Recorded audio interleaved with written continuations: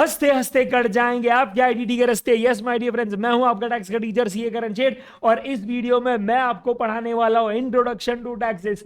दोस्तों, मैं ये अज्यूम ही नहीं करने वाला कि आपने इंटर सीए में कभी भी जीएसटी पढ़ा था, और इसीलिए अगर आपने पढ़ा है तो वेरी गुड, नहीं पढ़ा है तो कोई बात नहीं, क्योंकि मैं सीधा बेसिक से आपको पढ़ाने वाला हूं। दोस्तों, इस वीडियो में हम लोग डिस्कशन शुरू करेंगे फ्रॉम व्हाट आर टैक्सेस, कौन से टाइप के टैक्सेस होते हैं, कौन उसे कलेक्ट करता है। दूसरा, what is the difference between direct tax and indirect tax.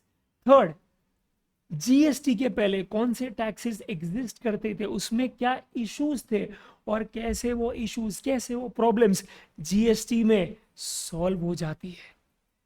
और एक इंपॉर्टेंट बात दोस्तों, जीएसटी आपको पता होगा अगर तो डुअल जीएसटी मॉडल पे चलता है। तो क्यों डुअल जीएसटी मॉडल अपनाया गया, क्या रीजन था उसका।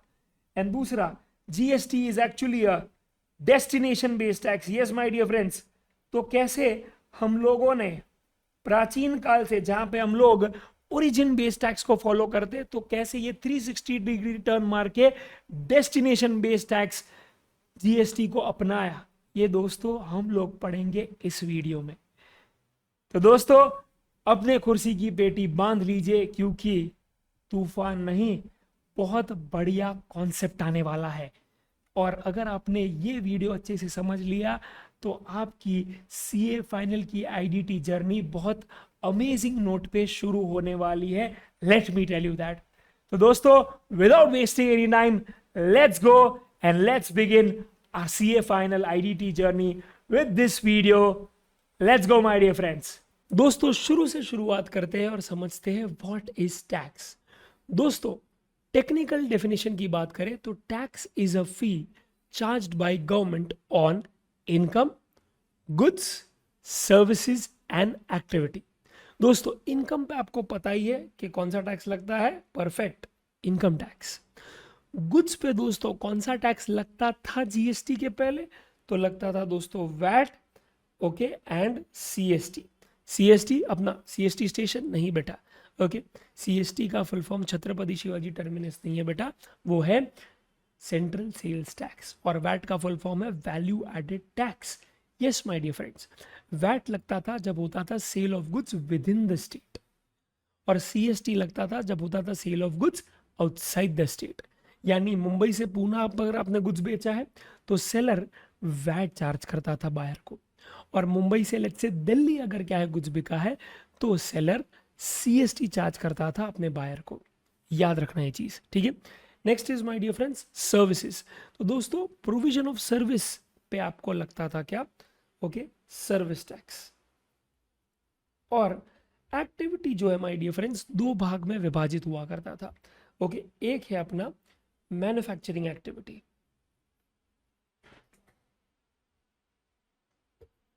जिस पे लगता था एक्साइज ड्यूटी, और दूसरा है अपना my dear friends import and export activity, जिस पे लगता है अपना कस्टम्स ड्यूटी, ठीक है, परफेक्ट। अब इंपॉर्टेंट पार्ट कि भैया आज इनकम टैक्स है सर, वो कौन से टाइप का टैक्स है, तो सिंपल सी बात है, उसे हम लोग बोलते हैं डायरेक्ट टैक्स। और दूसरे जितने भी टैक्सेस है माय डियर फ्रेंड्स, उसे हम बोलेंगे इनडायरेक्ट टैक्स। क्या बोलेंगे my dear friends, yes, indirect tax. तो ये जितने भी दूसरे सभी टैक्सेस है दोस्तों, वो कहलाए जाएंगे indirect tax, yes. And you know what the best part is, that with effect from 1/7/2017, पता है क्या हुआ है my dear friends, very simple.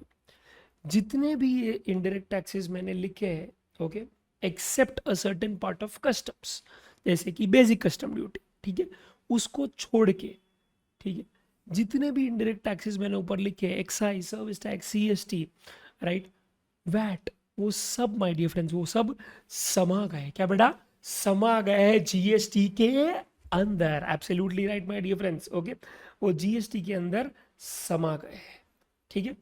तो उसका मतलब ये है कि वो सब टैक्सेस अब एग्जिस्ट नहीं करते और उसके बदले कौन सा टैक्स एग्जिस्ट करता है my dear friends? GST, goods and service tax. Absolutely my dear friends, ठीक है। तो ये बात हुई विथ रिस्पेक्ट टू टैक्सेस की, what are taxes.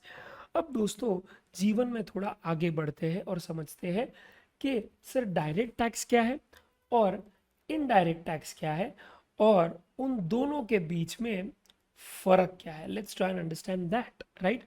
DT vis-a-vis IDT, ठीक है। तो दोस्तों सबसे पहले समझते हैं आईडीटी को, राइट। पर उसके पहले मैं आपसे एक प्रश्न पूछना चाहता हूं, क्या जीवन में आपने कभी भी जीएसटी पे किया है? बताओ दोस्तों, इस प्रश्न का उत्तर बताओ, राइट। तो दोस्तों आई एम श्योर आपने 100% बोला होगा यस सर। तो अगर मैं आपको पूछूं कहाँ, तो आप बोलोगे सर मूवी देखते वक्त, सर आपने आपका कोचिंग लेते वक्त, सर रेस्टोरेंट में जाते वक्त, ये सब जगह तो लगता है सर जीएसटी, राइट। तो मैंने पे किया है GST sir, right. This is what generally a layman answers. Yes दोस्तों याद रखना, आज से आपकी लेमैन की जो जर्नी है वो होती है खत्म और एक प्रोफेशनल की जर्नी होती है शुरू।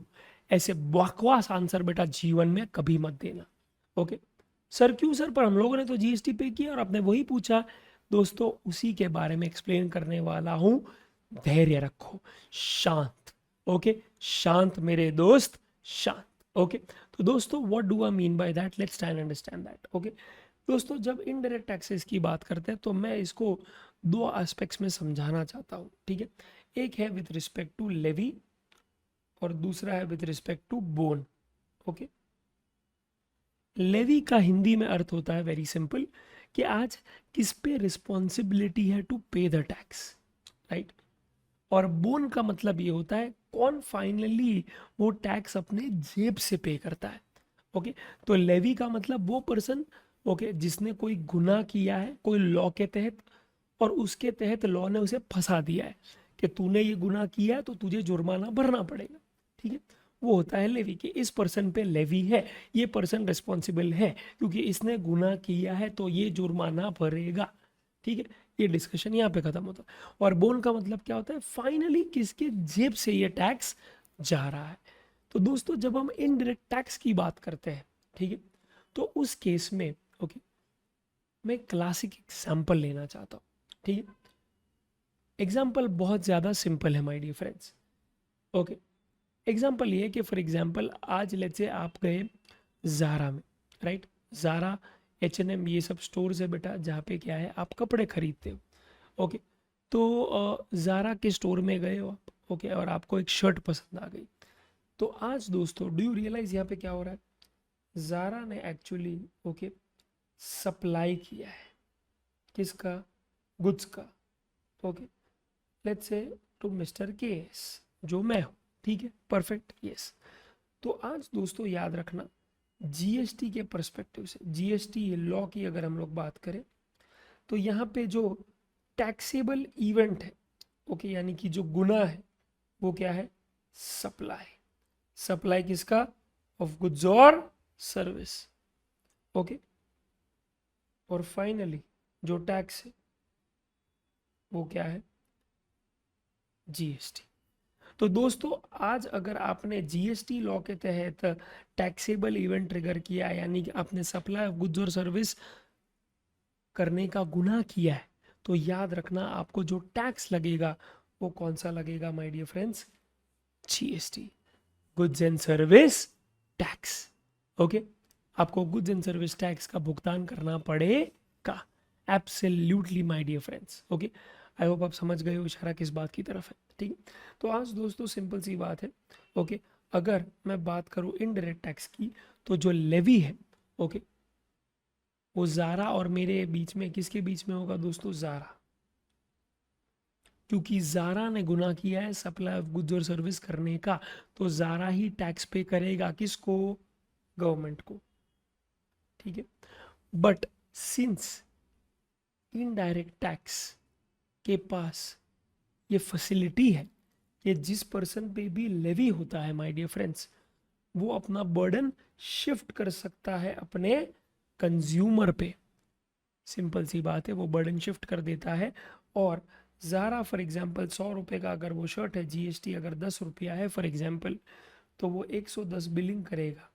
और जो बायर है यानी कि मिस्टर केस, वो क्या करेगा, सिंपल सी बात है माय डियर फ्रेंड्स, वो 110 दे देगा ज़ारा को, ज़ारा अपने पास रखेगा 100 रुपया और 10 रुपया दे देगा गवर्नमेंट को।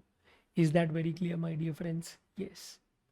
तो यहाँ पे हुआ क्या, यहाँ पे हुआ ये कि लेवी है ज़ारा पे, जो सेलर है या सप्लायर है to be very precise of those goods, और finally the person who is boning the burden of tax is the buyer of that goods और सर्विस।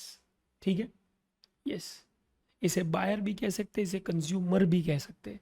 ठीक है, तो कंज्यूमर के नाम में ही है क्या, कंज्यूमर, टैक्स के बोझ तले मर।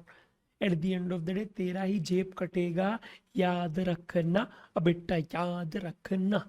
Okay, I hope that make sense my dear friends. ठीक है, तो इनडायरेक्ट टैक्स में हमेशा कौन टैक्स का बर्डन बोन करेगा, तो वो है बायर, वो है कंज्यूमर। उसी का जेब हमेशा कटेगा, उसी का जेब हमेशा कटेगा। समझा ना, किसका कटेगा, बायर का। क्या बेटा, जेब। Okay, got it. और कौन हमेशा किस पे हमेशा लेवी होगा, सप्लायर पे, क्योंकि उसने गुनाह किया है सप्लाई करने का, ऑफ सप्लाइंग गुड्स और सर्विस। तो आज गवर्नमेंट है ना, किसका गला पकड़ेगा, ज़ारा का, जिस पे लेवी, और ज़ारा वो बर्डन शिफ्ट कर देगा किस पे, recipient. But at the end of the day याद रखना, गवर्नमेंट को टैक्स पे करने की रिस्पॉन्सिबिलिटी किसकी है, सप्लायर की। इसीलिए जब मैं पूछता हूँ ना आपको कि क्या आपने टैक्स पे किया है, तो मैं उस पर्सपेक्टिव से पूछता हूँ कि क्या आपने टैक्स गवर्नमेंट को पे किया है। आंसर इज नो, आपने कभी गवर्नमेंट को पे नहीं किया, राइट। आपने सप्लायर को पे किया और सप्लायर ने गवर्नमेंट को पे किया। समझा? तो जब भी बोलता हूँ मैं कि have you paid tax, it is in the context of have you paid it to government. Answer is no, you have not paid to the government. तो that means the tax is not levied on you, you have just borne the burden of tax. आपने tax को सिर्फ भोगा है, आपके जेब से सिर्फ कटा गया है, आपने गवर्नमेंट को नहीं दिया। That's it my dear friends. Okay, दिया है किसने, सप्लायर ने, जिसने सप्लाई करने का गुनाह किया है। That's it my dear friends, I hope I have made myself very clear. Okay, तो याद रखना, इनडायरेक्ट टैक्स ऐसा टैक्स है where you can shift the burden of tax to the consumer. ठीक है, नेक्स्ट माय डियर फ्रेंड्स, बात करते हैं डायरेक्ट टैक्स की। डायरेक्ट टैक्स में माय डियर फ्रेंड्स याद रखना, ओके, यहाँ पे भी कॉन्सेप्ट आता है लेवी और बोन का। ठीक है, तो दोस्तों यहाँ पे याद रखना, लेवी जो है वो, फॉर एग्जाम्पल मैं ज़ारा का ही एग्जाम्पल, ओके, तो ज़ारा का एक पीएनएल बनेगा। ठीक है, जहाँ पे सिंपल सी बात है, इनका यहाँ पे सेल्स होगा और यहाँ पे उनका परचेजेस होगा। ठीक है, और फाइनली उनका नेट प्रॉफिट आएगा, और वो नेट प्रॉफिट पे लगेगा आपका income tax, let's say eight the rate 30%।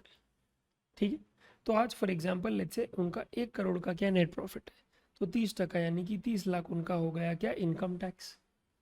अब ये 30 lakh income tax, let's say for example उनके 3 लाख बायर होते हैं।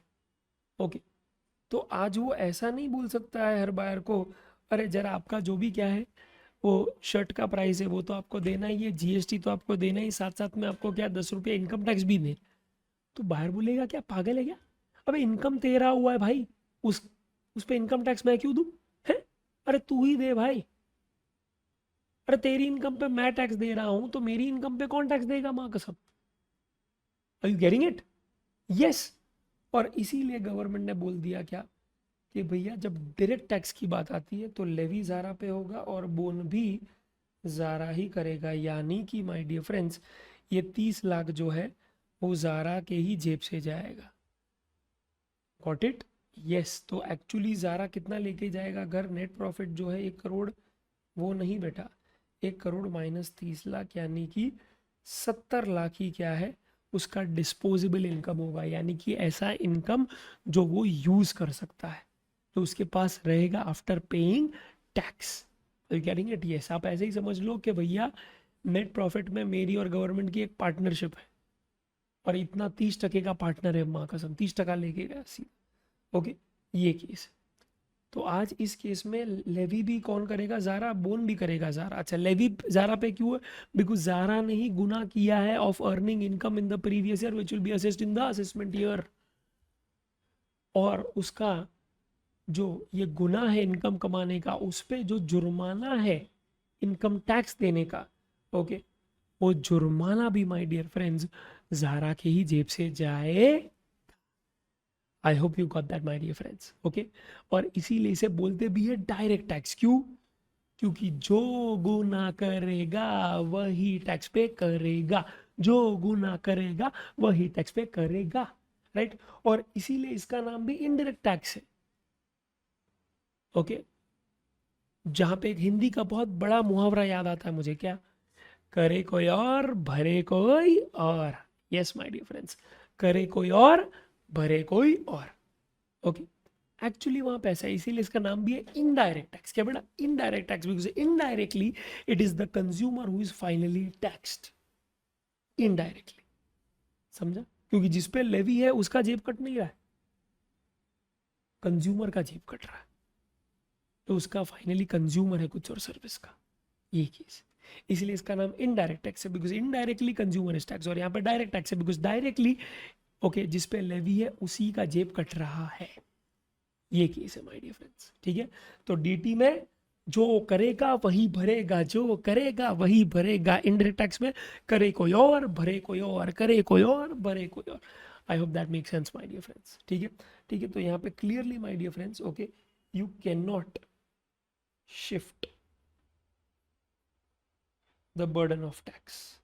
ठीक है, as simple as that. Okay, और दूसरा दोस्तों सिंपल सी बात है, ये एकदम ही क्या है, प्रोग्रेसिव टैक्स है और ये रिग्रेसिव टैक्स है। सर प्रोग्रेसिव रिग्रेसिव, प्रोग्रेसिव का मतलब क्या है कि भैया जैसे जैसे आपका इनकम बढ़ेगा, ओके, आपका टैक्स का स्लैब रेट बढ़ेगा। आपको 5%, 10%, 15%, 20%, 30%, जो भी क्या है आपका स्लैब रेट होगा, उस हिसाब से आपको टैक्स लगेगा। ठीक है, और आपका टैक्स बढ़ेगा जैसे जैसे आपका इनकम बढ़ेगा। और रिग्रेसिव क्या है कि भैया आज मुकेश अंबानी से लेके उसके चपरासी तक, ठीक है, कोई भी अगर पार्ले जी खरीदने जाएगा तो भैया उसको उतना ही इनडायरेक्ट टैक्स लगेगा, यानी बड़े से बड़े का लेकर छोटे से छोटे तक। रिग्रेसिव क्या बेटा? रिग्रेसिव, सबको एक ही टैक्स लगेगा। Okay, that's it. तो ये दोस्तों क्या है, 3 पॉइंट्स थे माय डियर फ्रेंड्स। पहला था अपना ये लेवी और बोन वाला, ठीक है। दूसरा अपना था बर्डन शिफ्ट होता है कि नहीं उसका, और तीसरा रिग्रेसिव और प्रोग्रेसिव। ओके, क्या आपको ये लिखने की ज़रूरत है? ओके, एज सच नहीं है दोस्तों। आपको लगता है कि आपके बेसिक्स अगर क्लियर नहीं है तो आप लिख सकते हैं, definitely you can write it down for your reference, otherwise it's fine. Okay, you can just remember it. Okay, it's completely fine, it's up to you my dear friends. Okay, हाँ, जहाँ जहाँ मुझे लगता है ना कि ये तो लिखना ही है भाई, मैं स्पेसिफिकली आपको बता भी दूंगा। ओके, अदरवाइज डेफिनेटली टेंशन घेबू नका। Okay, yes, what you can do is max right what is tax का definition and DT and IDT का ये जो पहला पॉइंट है वो काफ़ी सिग्निफिकेंट है और वो आपको क्या है पता होना ही चाहिए। Okay, that's it my dear friends. तो यहाँ पे दोस्तों क्या है, व्हाट इज टैक्स का डेफिनेशन खत्म होता है। ठीक है, एंड साथ साथ में हम ये भी समझ लेते हैं कि इनडायरेक्ट टैक्स और डायरेक्ट टैक्स में क्या फ़र्क है। अच्छा, आगे बढ़ने से पहले मैं सिर्फ एक छोटा सा प्रश्न पूछना चाहता हूँ। Okay, let's say for example ऐसा केस है कि HUL है। ओके, HUL अपने बायर को लेट्स से कोई गुड्स बेच रहा है, ठीक, और हुआ ये है कि उस गुड्स पे एक्चुअली GST का रेट जो एप्लीकेबल है वो है 10%।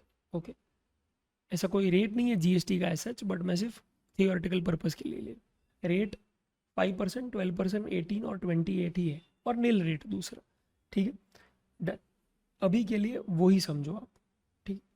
तो आज दोस्तों एचयूएल जो है माय डियर फ्रेंड्स, ओके, वो अपने बायर को, ओके, इनवॉइस जो है वो कैसे रेज करता है, भैया सेलिंग प्राइस 1 लाख, ठीक है।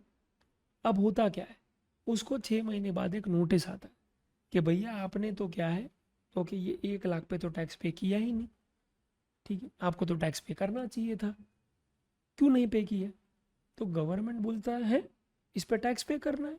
तो गवर्नमेंट ने बोला हाँ, तेरा गुड्स टैक्सेबल गुड्स है, उस पर बकायदा, ओके, जीएसटी एप्लीकेबल है 10%, ठीक है। तो मुझे वो 10,000 तूने क्यों नहीं दिया अब तक भाई, एचयूएल बताओ, show me the cause that why you have not paid the tax. आज क्वेश्चन यही है माय डियर फ्रेंड्स कि अगर एचयूएल भूल जाता है, okay, if it forgets to charge GST to the buyer, तो क्या वो ऐसा बोल सकता है क्या गवर्नमेंट को, अरे सॉरी सॉरी, हाँ भाई मैं भूल गया इसीलिए मैंने पे नहीं किया, सॉरी, और मुझे अगर नहीं मिला है बायर से तो मैं भी तेरे को कैसे दूँ, ये तो इनडायरेक्ट टैक्स है ना, यस। तो गवर्नमेंट बोलता है नहीं बेटा ऐसा नहीं होता, समझ, ऐसा नहीं होता, ओके। तूने अगर क्या है सप्लाई ऑफ गुड्स और सर्विस करने का गुनाह किया है ना, तो खत्म बात, गुनाह तूने किया है तो भैया जुर्माना भी गवर्नमेंट को तुझे ही पे करना पड़ेगा। अब तू बायर से वो पैसा वसूल करता है या नहीं करता, ये मेरा नहीं, ये तेरा प्रेरोगेटिव है, ये तेरा क्या है बेटा लुकआउट है, ये तू देख,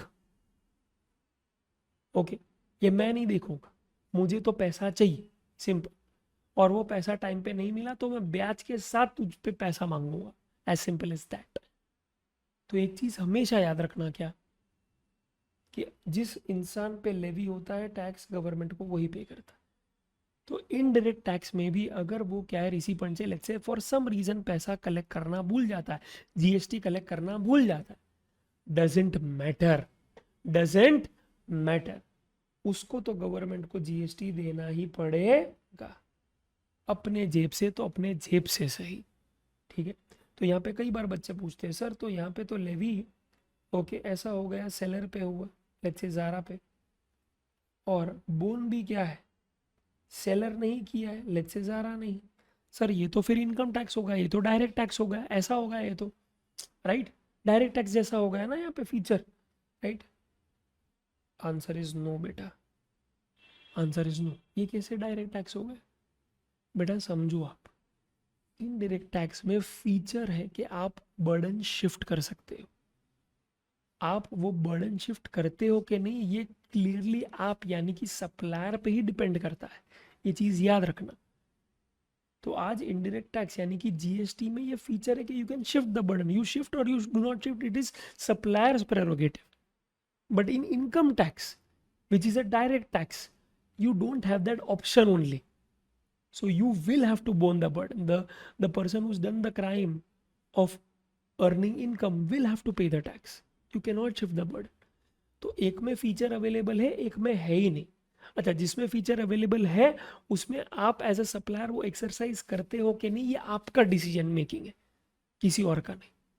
आपको करना है तो करो, ना करना है तो मत करो, eight the end of the day वो रहेगा तो इनडायरेक्ट टैक्स ही, और गवर्नमेंट आपका ही गला पकड़ेगा, समझा, कि चल टैक्स दे, चल टैक्स दे, got it, yes my dear friends, बस इतनी ही क्या है, ओके, मुझे गलत फहमी आपकी सुलझानी थी, ओके। चलो अब दोस्तों बहुत ज़रूरी है क्विकली ये जानना कि चलो डायरेक्ट टैक्स और इनडायरेक्ट टैक्स तो हम लोग समझ गए, ठीक है, बट ये किसको जाएगा, सर गवर्नमेंट को ही जाएगा और किसको जाएगा, मेरा नेक्स्ट क्वेश्चन है, ये कहाँ लिखा है, ये कहाँ लिखा है कि गवर्नमेंट को ही जाएगा भाई, ओके, और ये भी कहाँ लिखा है कि कौन सी गवर्नमेंट को जाएगा, central government, state government, because हम लोग जो है बेटा याद रखना, ओके, हमारा एक फेडरल सिस्टम है जहाँ पे एक सेंट्रल गवर्नमेंट होता है, एक स्टेट गवर्नमेंट होता है, ओके, इस तरह से फंक्शन करते हैं हम लोग। तो कौन से टैक्सेस किसको जाएंगे ये कहाँ लिखा है भाई, कहाँ लिखा है, ये समझना बहुत ज़रूरी है।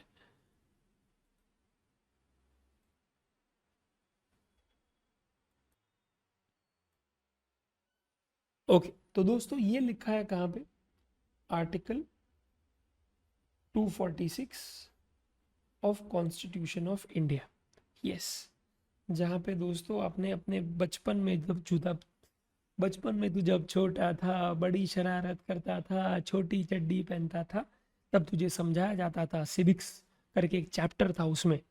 Okay, list 1, list 2, list 3। List 1 is basically your union list, state list, concurrent list। याद आवे छे? Yes। यूनियन लिस्ट के अंदर matters concerning central government, matters concerning state government and matters concerning both. ठीक है, डन। इसके अंदर दोस्तों गवर्नमेंट ने बहुत सारे टैक्सेस दिए, जैसे कि इनकम टैक्स, जैसे कि सर्विस टैक्स, जैसे कि एक्साइज ड्यूटी, जैसे कि कस्टम ड्यूटी, जैसे कि सीएसटी। ये सब सेंट्रल गवर्नमेंट की झोली में डाल दिए, बिकॉज ऑब्वियसली सेंट्रल गवर्नमेंट को खर्चे भी बहुत बड़े पैमाने पे करने पड़ते हैं, फाइनेंस। ओके ओके, स्टेट है तो स्टेट को कौन से टैक्सेस दिए? स्टेट को दिया वैट, स्टेट को दिया लग्जरी टैक्स जो होटल्स वगैरह पे लगता था, स्टेट को दिया एंटरटेनमेंट टैक्स जो थिएटर वगैरह पे लगता था, ये सब। ठीक है, तो आज माय डियर फ्रेंड्स, ओके, ये स्पेसिफिकली आर्टिकल 246 में लिखा गया था क्या, कि भैया किस स्टेट को कौन सा, किस स्टेट या किस सेंट्रल गवर्नमेंट को कौन सा टैक्स जाएगा। तो ये बकायदा लिखा है कहीं पे, मनगढ़ंत कहानियां नहीं है बेटा, समझा? यस। ओके, अब ये समझना जरूरी है माय डियर फ्रेंड्स कि ये जो प्रीवियस टैक्स लॉस थे, ठीक है, उसमें ऐसी क्या डेफिशिएंसीज रह गई थी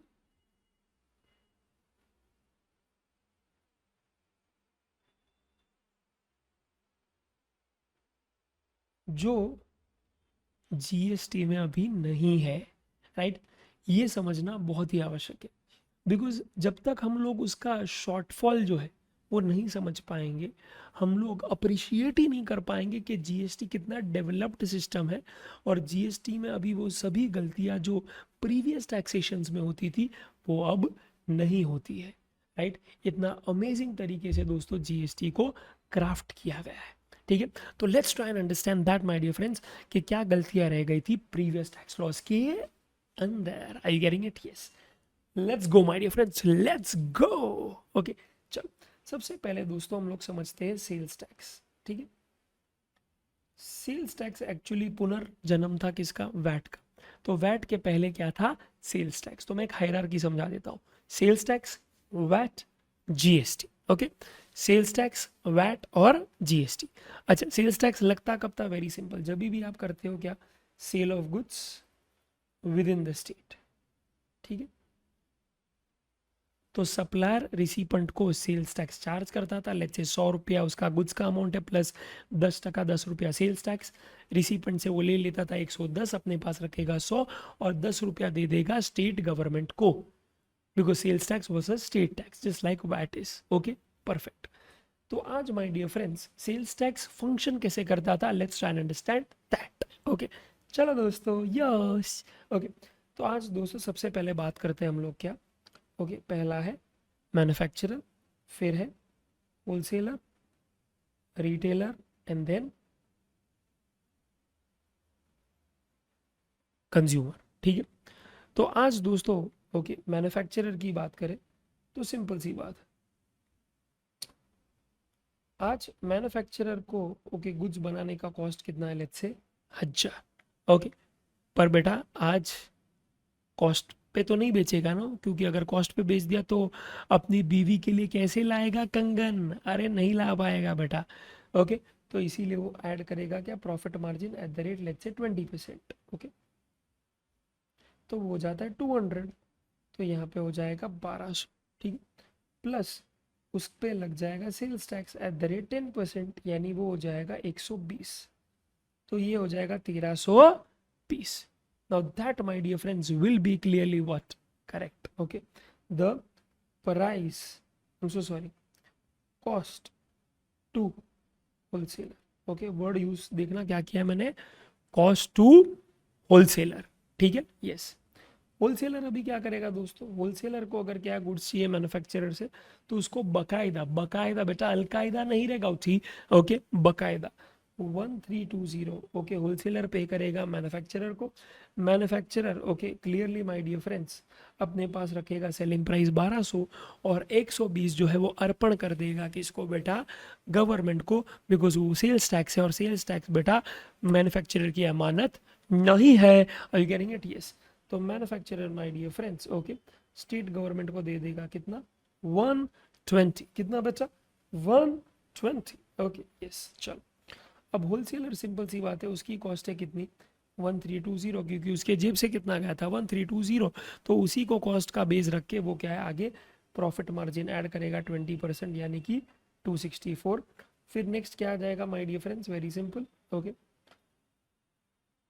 selling price 1584 plus sales tax जो है एट द रेट 10% 158, ठीक है। कॉस्ट टू रिटेलर 1742, ठीक है परफेक्ट। रिटेलर जो है वो 1742 दे देगा होलसेलर को, होलसेलर अपने पास रखेगा 1584 और 158 जो है दोस्तों वो दे देगा गवर्नमेंट को, ओके। तो आज दोस्तों होलसेलर अगर क्या है स्टेट गवर्नमेंट को जमा करेगा, कितना जमा करेगा 158, ओके कीप द चेंज, ठीक है। नेक्स्ट इज रिटेलर का कॉस्ट बन जाएगा 1742 प्लस प्रॉफिट 20% ही लेता हूँ तो हो जाएगा 348, सेलिंग प्राइस हो जाएगा my dear friends 2090, okay plus sales tax आ जाएगा एट द रेट 10% की थी 209, तो आज कॉस्ट टू कंज्यूमर हो जाएगा 2299, तो कंज्यूमर दे देगा 2299, ओके किसको, रिटेलर को, रिटेलर अपने पास रखेगा 209 और 209 जो है यानी कि ओके सिंपल सी बात है माय डियर फ्रेंड्स ये अमाउंट वो ऑब्वियसली क्या है गवर्नमेंट को दे देगा, ठीक है। तो आज माय डियर फ्रेंड्स मैं सिर्फ इतना ही बोलना चाहूँगा कि भाई ओके टोटल अमाउंट जो स्टेट गवर्नमेंट के पास जमा हुआ है वो कितना है रे बंधु, वो कितना है, वो है बेटा 487, ओके वो है क्या बेटा 487। Yes my dear friends I hope आप समझ गए हो कि इशारा किस बात की तरफ है, ठीक है। Perfect perfect perfect, okay done, ये चीज़ है। अच्छा इसको बेसिकली आप ऐसे ही गिनो कि 2300 का ही रेट है इसका, ओके यस। तो अंडरस्टैंडिंग में और बेहतर होगा, 1 रुपया ऐसे ही बस मैं बढ़ा रहा हूँ just for better understanding. 229 figure थोड़ा ईजी नहीं होता है याद रखने के लिए। तो आज दोस्तों आपको लगेगा सब सब सब सब सब सही तो जा रहा है यार, अरे सब सही तो जा रहा है, इसमें दिक्कत क्या है sir, what is the problem. तो अगर आप गौर से देखेंगे ना there is a problem, okay and let me show you the problem. The problem here my dear friends is कि अगर आप गौर से देखेंगे 1320 को तो उसके अंदर 120 है, ओके और वो 120 सेल्स टैक्स है बेटा जो यहाँ पे लग के आया था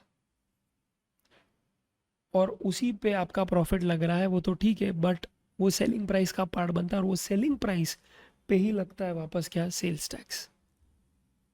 तो डू यू रियलाइज 1584 के अंदर एक्चुअली ये 120 समाया हुआ है और इसीलिए यहाँ पे लग रहा है टैक्स पे टैक्स और इसीलिए आपका प्राइस इन्फ्लेट हो रहा है। इस मेथड को बोलते हैं क्या बेटा कैस्केडिंग इफेक्ट, क्या बोलते हैं बेटा cascading effect. Yes my dear friends, ठीक है कैस्केडिंग इफेक्ट, समझा? यस जहां पे लगता है क्या बेटा टैक्स पे टैक्स, ओके। अगर आप देखोगे दोस्तों 1742 को, ठीक है तो यहाँ पे सिंपल सी बात है, यहाँ पे एक है 158 प्लस दोस्तों अगर आप देखोगे तो यहाँ पे 120 भी आएगा बिकॉज ये 1742 कहाँ से आया, यहाँ से, वो कहाँ से आया, यहाँ से, और ये कहाँ से आया, यहाँ से। तो सिंपल सी बात है माय डियर फ्रेंड्स इसके अंदर ऑलमोस्ट अगर आप देखोगे 1742 के अंदर ऑलमोस्ट 278 रुपीज़ यानी ऑलमोस्ट 300 रुपया इसके अंदर सिर्फ क्या है टैक्स, जो फाइनली प्रॉफिट ऐड होके सेलिंग प्राइस में आता है और उस पर वापस क्या लगता है माय डियर फ्रेंड्स टैक्स पे टैक्स। तो यहाँ पे दोस्तों अगेन हो रहा है क्या बेटा कैस्केडिंग इफेक्ट टैक्स पे टैक्स।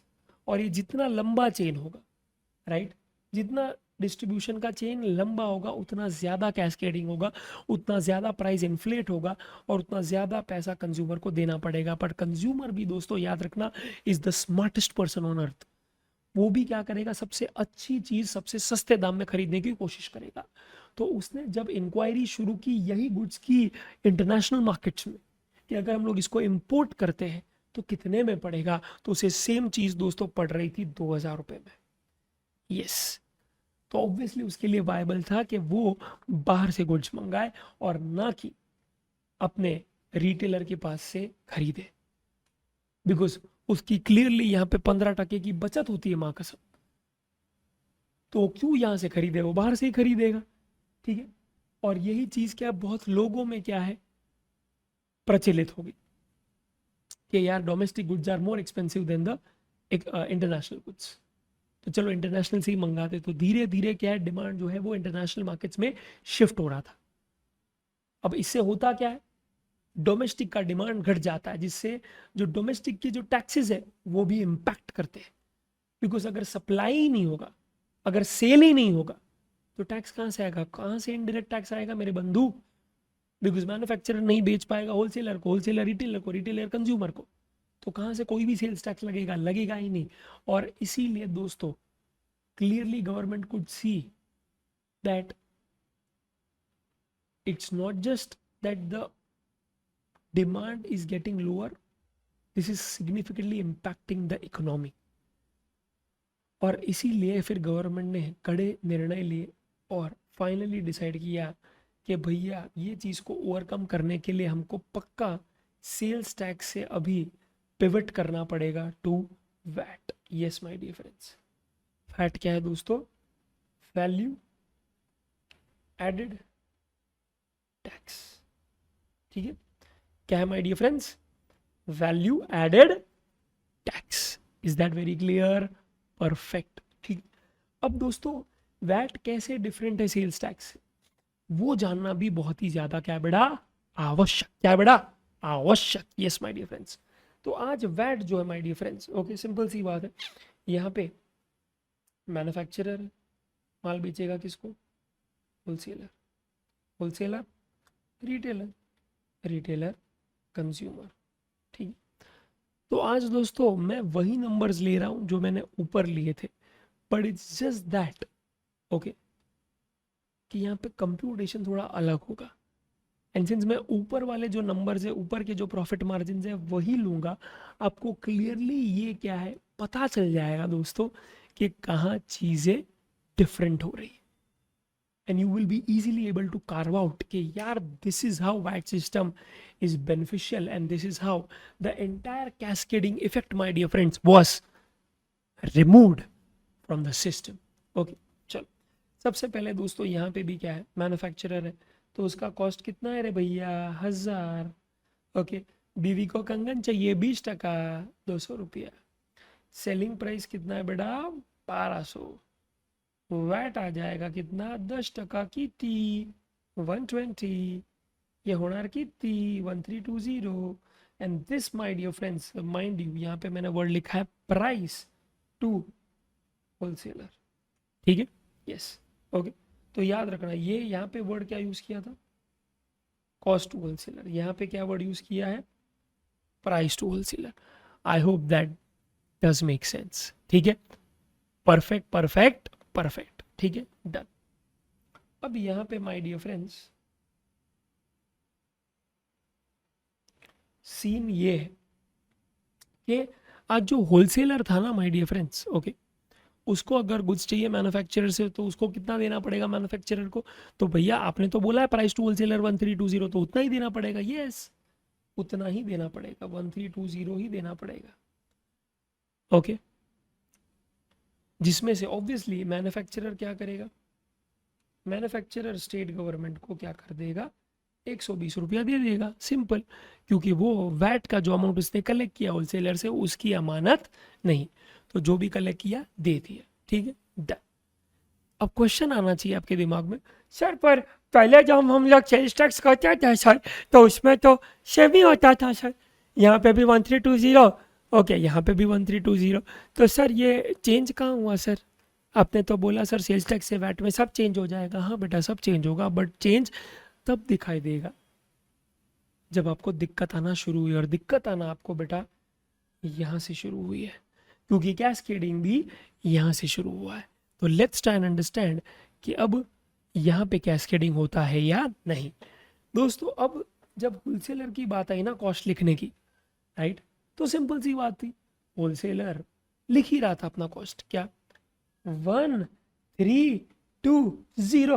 फिर गवर्नमेंट ने उसे वहां के वहां पकड़ लिया कि ना ऐसा मत कर, ऐसा मत कर, ना मत लिख, मत लिख, मत लिख, मत लिख, साले मत लिख यहाँ पे ऐसा, सॉरी मत लिख यहाँ पे ऐसा, मत लिख, मत लिख।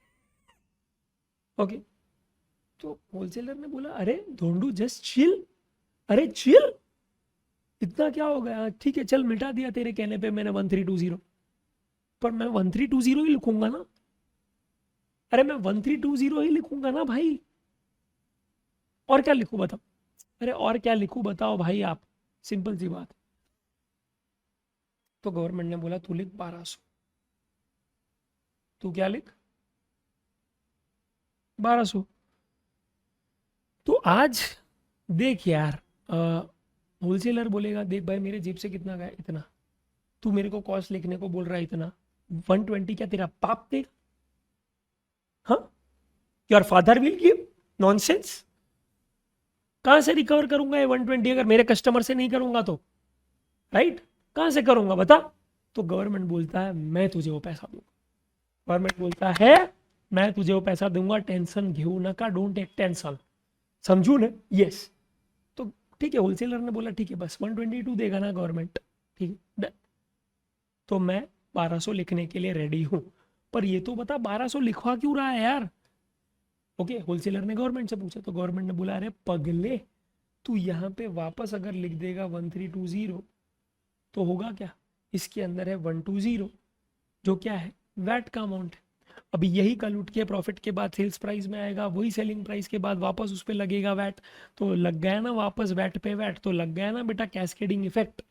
तो वही कैस्केडिंग इफेक्ट को बचाने के लिए कि वो ना हो, हमको इंश्योर करना पड़ेगा कि कॉस्ट में कोई भी अंश ना रहे वैट का, कोई भी अंश ना रहे तेरे इनपुट वैट का। इनपुट वैट क्यों नाम दिया इसका, क्योंकि तूने जो कॉस्ट लिखा है वो कॉस्ट क्यों लिखा है, बिकॉज तूने वो परचेज किया, तो परचेज करते वक्त तूने जो भी तेरे जेब से टैक्स पे किया है, परचेज करते वक्त तूने जो भी तेरे जेब से टैक्स ओके पे किया है, सिंपल सी बात है वो टैक्स तेरे कॉस्ट में नहीं आना चाहिए, क्योंकि उसका रिम्बर्समेंट मैं तुझे दे रहा हूँ, बस तेरा वो कंसर्न था ना, वो एड्रेस हो गया। तो अब तू मेरी बात सुन ले, ओके, क्योंकि अगर यहाँ पे 1200 आ गया ना तो फिर उसमें होगा प्रॉफिट ऐड, क्योंकि होलसेलर की बीवी को चाहिए कंगन, ओके, तो वो आ जाएगा 240, सेलिंग प्राइस आ जाएगा माय डियर फ्रेंड्स 1440, फिर आ जाएगा VAT my dear friends at the rate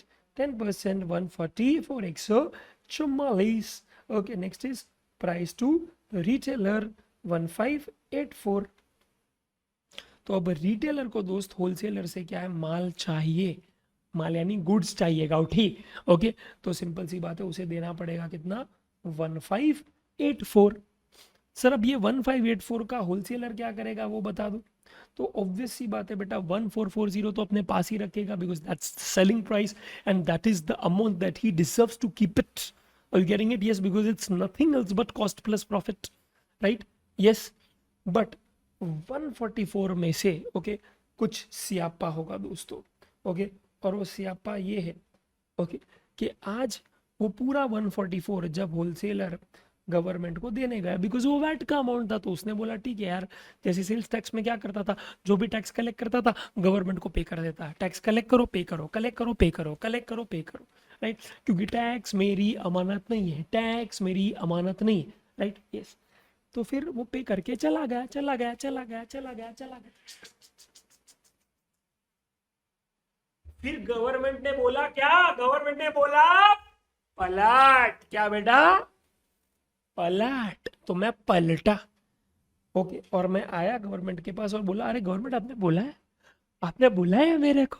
तो गवर्नमेंट ने बोला यस आई है, बोला हाँ मैंने बुलाया है तेरे को, पलटना भाई। 144 क्यों दिया तूने मेरे को, नॉनसेंस।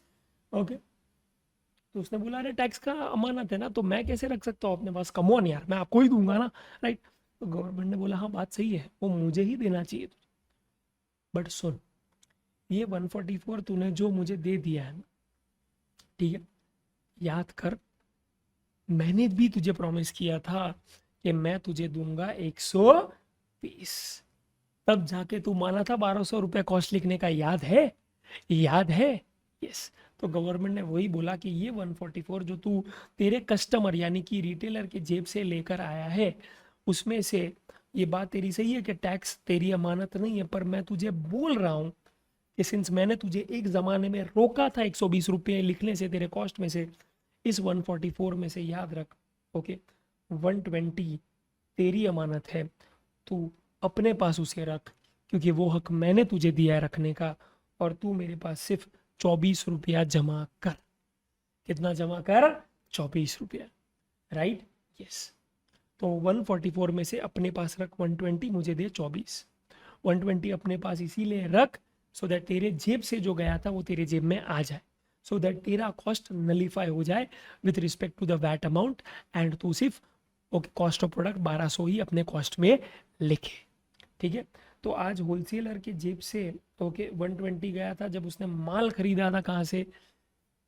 मैन्युफैक्चरर से, राइट। और जब उसने फाइनली क्या है ओके 144 उसके जेब में आया, तो गवर्नमेंट ने बोला 144 में से अपने पास रख कितना? 120। तो आज क्या हो गया दोस्त, ये माइनस ये प्लस, तो सिंपल सी बातें हो गया इट्स ओके। तो इस तरह से क्या है, होलसेलर को प्रॉपरली समझाया गया, ठीक है। वैसे ही दोस्तों रिटेलर के केस में भी कैस्केडिंग होता था, तो यहाँ पे भी दोस्तों कॉस्ट क्या लिखूंगा? 1584 ना, 1584 नहीं बेटा, ना, नको बाबा नको, ओके। सिंपल सी बात है, 1584 नहीं डालेंगे हम लोग, क्या डालेंगे? बोलो बोलो बोलो, यस, 1440, राइट। क्योंकि अगर 1584 लिख दिया तो अगेन क्या है, उसके अंदर वैट का अंश होगा, अगेन वो सेलिंग प्राइस में आएगा, अगेन बेटा उस पर लग जाएगा क्या? वैट पे वैट, और हो जाएगा कैस्केडिंग इफेक्ट, और वो ना हो इसीलिए गवर्नमेंट ने बोला अपना कॉस्ट एकदम अनअडल्ट्रेटेड रखो, एकदम प्योर रखो, पवित्र रखो, समझो, ओके, समझ गए आप, ओके। तो ये 20% है, 288 आ जाएगा my dear friends, selling price 1728, VAT at the rate 10%, 172 keep the change, okay, price to consumer हो जाएगा 1900, ओके ओके। आज सिंपल सी बात है, कंज्यूमर जो है वो 1900 दे देगा रिटेलर को, ओके। तो कॉस्ट टू कंज्यूमर कितना हुआ? 1900। रिटेलर अपने पास दोस्तों 1728 तो रखेगा, पर जब वो वापस जाता है किसके पास? स्टेट गवर्नमेंट के पास, ठीक है। तो सिंपल सी बात है माय डियर फ्रेंड्स, ओके, 172 जब वो पूरा देने जाता है तो याद रखना, याद रखना मेरे दोस्त, ओके, कि वो पूरा नहीं देगा, और अगर देगा भी तो गवर्नमेंट बोलेगा 172 में से अपने पास रख कितना? 144, ठीक है। और यहाँ पे क्या है, 28 देते गवर्नमेंट को, दैट्स इट, ओके। 172 में से अपने पास रख 144 और गवर्नमेंट को दे दे 28, ठीक है, दैट्स इट, ओके। तो आज ये अमाउंट होगा payable, okay, I am so sorry, VAT payable in cash, that is a better way of writing this, ठीक है। तो इतना मैं क्या है गवर्नमेंट के खाते में जमा कर दूंगा, ठीक है, that's it my dear friends, okay. अभी एक छोटा सा क्या है, मैं आपको जादू दिखाता हूँ, ठीक है। यस दोस्तों, आपके सर भी क्या है, ओके, मैथ्स के मैथमेटिशियन है, मैथ्स के मैथमेटिक्स के मजिशियन है, ओके। चल मुझे एक बात बताओ, ये टैक्स का नाम क्या है? वैट। वैट का मतलब क्या है? Value added, value added tax, okay.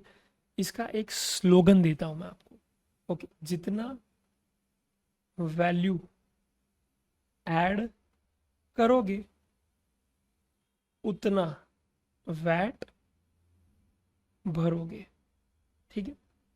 वापस बोलो, जितना वैल्यू ऐड करोगे उतना वैट भरोगे। अरे जितना वैल्यू ऐड करोगे उतना वैट भरोगे, उतना वैट भरोगे, अरे उतना वैट भरोगे। ठीक है, तो सिंपल सी बात है माय डियर फ्रेंड्स, ओके, कि आज जितना वैल्यू आपने ऐड किया उतना ही आप वैट भरोगे। तो आज मैन्युफैक्चरर ने दोस्तों कितना वैल्यू ऐड किया, तो दोस्तों सिंपल सी बात है, जीरो होगा। लेट्स से फॉर एग्जांपल वो मैन्युफैक्चरर ये स्टाइलिस का था, राइट। तो आज बेटा आप समझो कि ये पहले कुछ नहीं था, कुछ भी नहीं, जीरो। इसके अंदर डाला होगा मैन्युफैक्चरर ने DM DL OH, right, right, direct material, direct labour, overheads. तो तब उसका वैल्यू जीरो से हो गया कितना, 1000। और फिर आपने प्रॉफिट ऐड किया 200 रुपए का, राइट, तो वो हो गया 200 और यहाँ पे आ गया 1200। ठीक है, ये केस। तो दोस्तों आज total value addition done by manufacturer is 1200 and which is why VAT paid by manufacturer is also how much, 120।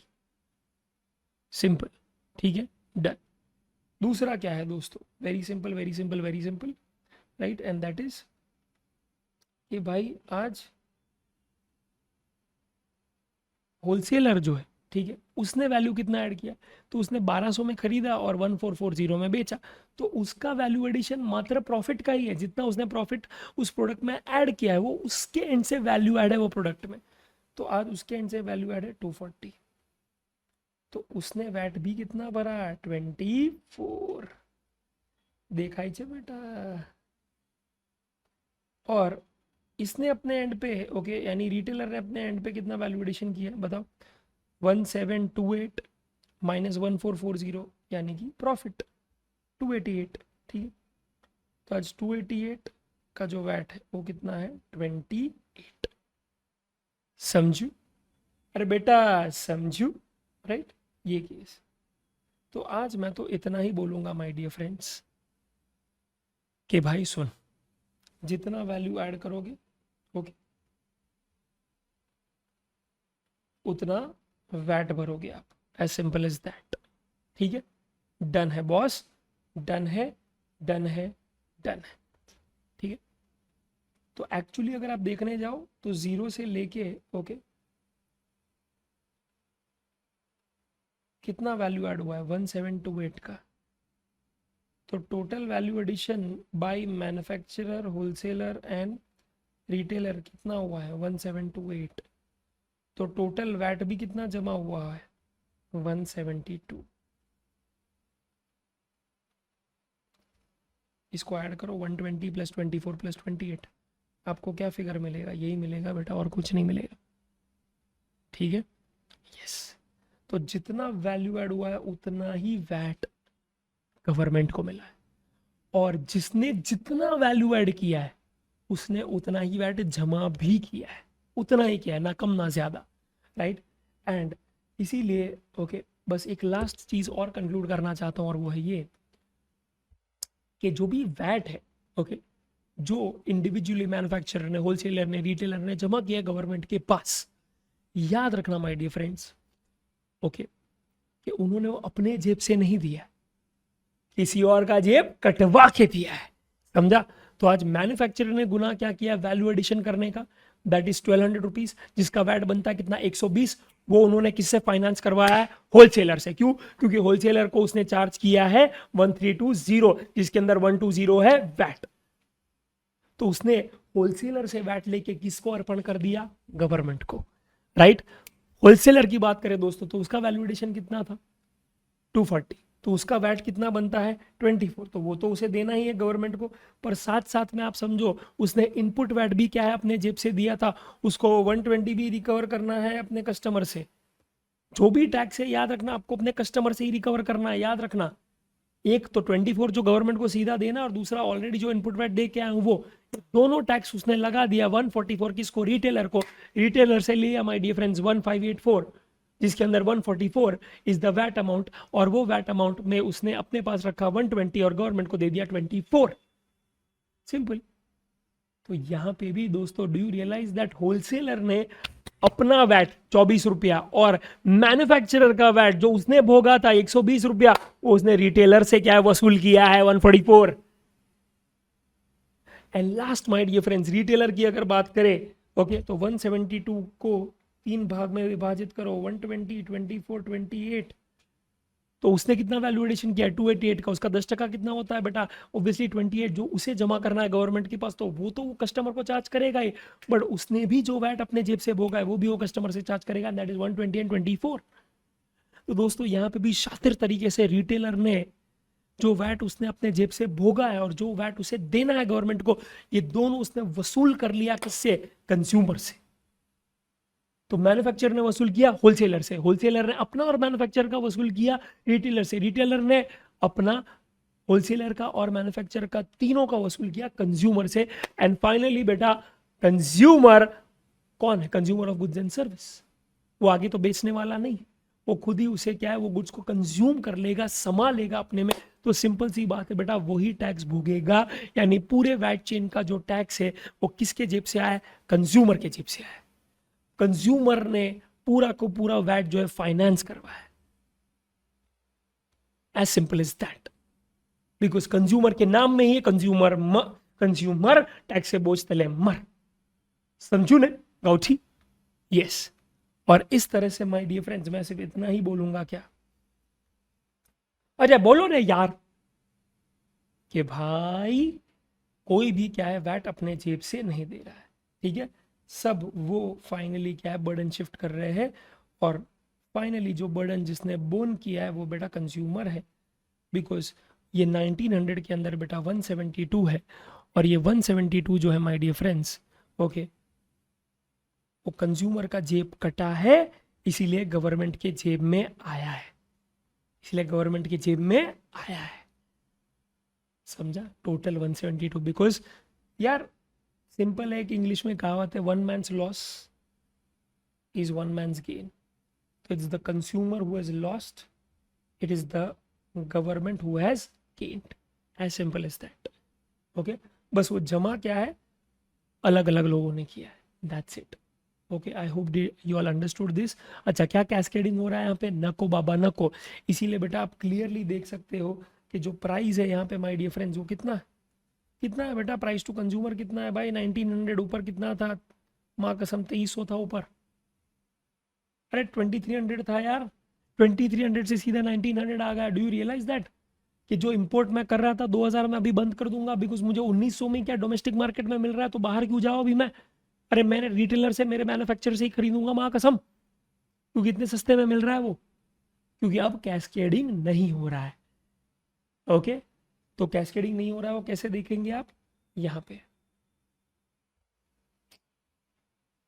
पे चेक कीजिए, यहाँ पे कोई भी आपको क्या है वैट का अंश नहीं मिलेगा, तो कॉस्ट में नहीं है तो सेलिंग प्राइस में नहीं है, सेलिंग प्राइस में नहीं है तो जब सेलिंग प्राइस पे वैट लगता है तो टैक्स पे टैक्स नहीं लगता, टैक्स ऑन वैल्यू एडिशन ही लगता है, that's it my dear friends, ठीक है, that's it my dear friends, मैं सिर्फ इतना ही बोलना चाहता था, ओके। और इस तरह से क्या है वैट में कैस्केडिंग हटा दिया और प्राइस को सिग्निफिकेंटली कम कर दिया, जिसके कारण प्राइस का कॉम्पिटिटिवनेस ओके बढ़ गया, और जिसके कारण पूरा डिमांड जो इंटरनेशनल मार्केट्स में था वो वापस अभी डोमेस्टिक मार्केट्स में आना शुरू हो गया माय डियर फ्रेंड्स। क्यों, because of one simple reason, we shifted from sales tax जैसा घटिया कैस्केडिंग सिस्टम टू वैट जिसमें कैस्केडिंग नहीं होता। And this move was actually initiated by one another, my dear friends, Manmohan Singh. But when he came up with this move, यहाँ पे state से बहुत significant उनको एक कॉन्फ्लिक्ट मिल रहा था, एक बहुत बड़ा रिवोल्ट हो रहा था, बिकॉज आप समझो कि अगर किसी एक बंदे ने ये पूरे ओके रेवोल्यूशन की कीमत अगर चुकाई है तो वो गवर्नमेंट है, बिकॉज गवर्नमेंट के खाते में पहले कितना आता था बेटा, गवर्नमेंट के खाते में पहले आता था 487 और अब गवर्नमेंट के खाते में आता है सिर्फ 172, तो there is a drop of okay more than 50% of the revenue. सीधा आप समझो ना 500 से क्या 250 भी नहीं है माँ कसम, उससे भी कम है, ऑलमोस्ट 40% पे आ गया आपका रेवेन्यू। वो कोई भी स्टेट क्या है हिल जाएगा यार, बोलेगा क्या चल रहा है भाई, पर फिर समझाया मनमोहन सिंह ने, देख भाई अगर ये नहीं करेंगे तो जितना मिल रहा है उतना भी नहीं मिलेगा, बिकॉज यहाँ पे कोई खरीदेगा ही नहीं, और खरीदार ही यहाँ पे कोई नहीं होगा तो फिर सब बाहर से ही मंगाएंगे, इससे देश को बहुत नुकसान होगा। यहाँ की इकोनॉमी तो ग्रो होगी नहीं, दूसरा हमारा इम्पोर्ट बिल जो है वो क्या है, बढ़ जाएगा। फॉरेन एक्सचेंज लाएंगे कहाँ से भाई, ये चीज़, ठीक है। तो स्टेट्स को मानना ही पड़ा फाइनली इवेंचुअली। एंड दोस्तों once VAT was implemented, it was accepted widely and it was a big my dear friends boost to the economy, ठीक है। अब दोस्तों वैट हम लोगों ने पूरा समझ लिया, ठीक है। तो ये कॉन्सेप्ट तो यहाँ पे खत्म होता है कि वैट में कैस्केडिंग नहीं होता। पर सर अगर वैट है, सर्विस टैक्स है, एक्साइज है, सीएसटी, इसमें सही में अगर कोई भी प्रॉब्लम नहीं था तो फिर जीएसटी क्यों आया सर, राइट। हम लोग ये टैक्सेस जो है उसी से आगे चीजें कंटिन्यू करते, जीएसटी को लाने की क्या आवश्यकता थी, सब सही तो चल रहा है सर, कैस्केडिंग तो हो नहीं रहा है, राइट। बिकॉज जिस तरह से क्या है वैट फंक्शन करता था उसी तरह से सेंट्रल लेवल पे सर्विस टैक्स और एक्साइज फंक्शन करता था ऑन वैल्यू एडिशन, तो कोई दिक्कत नहीं थी सच लाइफ में, ठीक। तो आंसर इस बेटा ऐसा नहीं है, दिक्कत तो थी, ओके, दिक्कत तो थी। There were my dear friends deficiencies in VAT, service tax, excise and CST, जिसके कारण लाना पड़ा क्या, जीएसटी। डेफिशिएंसीज थी किसमें, I am repeating again, VAT, CST, excise and CST, इसके कारण लाना पड़ा जीएसटी, ठीक है। अब माय डियर फ्रेंड्स क्या डेफिशिएंसीज थी यहाँ पे, ये जानना है बहुत ही आवश्यक, बहुत ही क्या है आवश्यक माय डियर फ्रेंड्स, ठीक है। तो लेट्स ट्राई एंड अंडरस्टैंड कि यहाँ पे एक्चुअली क्या दिक्कत थी जिसके कारण जीएसटी को लाना पड़ा। Okay, are you ready my dear friends, come on, show me some enthusiasm यार, एंथुसियाज्म दिखाओ थोड़ा, राइट। और लाइफ में ना एकदम एनर्जी के साथ रहने का, ऐसे लूले से नहीं बेटा, ओके, ऐसा थकेले नहीं रहने का, समझा। क्योंकि आप अगर यूनिवर्स को दिखाओगे ना कि you are so happy with your life, you want to do something in your life, you are so energetic, you are so enthusiastic, universe will literally show you opportunities, ठीक है। चलो ओके दोस्तों, सबसे पहले क्या है, डेफिशिएंसीज देखते हैं इन वैट, कि वैट में क्या दिक्कत हो रही थी भाई, ओके। फिर सर्विस टैक्स में क्या दिक्कत हो रही थी, फिर एक्साइज और सीएसटी में क्या दिक्कत हो रही थी, ठीक है। और कैसे वो दिक्कत को रिजॉल्व किया गया और कैसे जन्म लिया GST in the form of dual GST model and destination based tax, इसका खुलासा करेंगे आज के आज, यस। तो दोस्तों सीन ऐसा था कि आज फॉर एग्जांपल एक ट्रेडर है, ठीक है। पहले आप कॉन्सेप्ट को समझो क्या है, फिर डेफिशिएंसीज देखेंगे। तो ट्रेडर दोस्तों सिंपल सी बात है, क्या गुना करेगा, सेल ऑफ गुड्स करेगा विद इन द स्टेट, ठीक है। तो भैया उसका स्टेट गवर्नमेंट, ओके, उसके पास आएगा जो है, let's say for example Maharashtra state government, okay. तो वो बोलेगा कि भाई तू मुझे टैक्स दे, सिंपल, क्योंकि तू सेल ऑफ गुड्स कर रहा है विद इन द स्टेट, तो मुझे वैट चाहिए। तो आज महाराष्ट्र गवर्नमेंट ट्रेडर के पास मांगेगा और ट्रेडर अपने बायर के पास मांगेगा, ठीक है। तो let's say for example case ऐसा है कि ओके, लेट्स से 1,50,000 प्लस वैट 15,000, 1,65,000 वो चार्ज करता है अपने बायर को, ठीक है।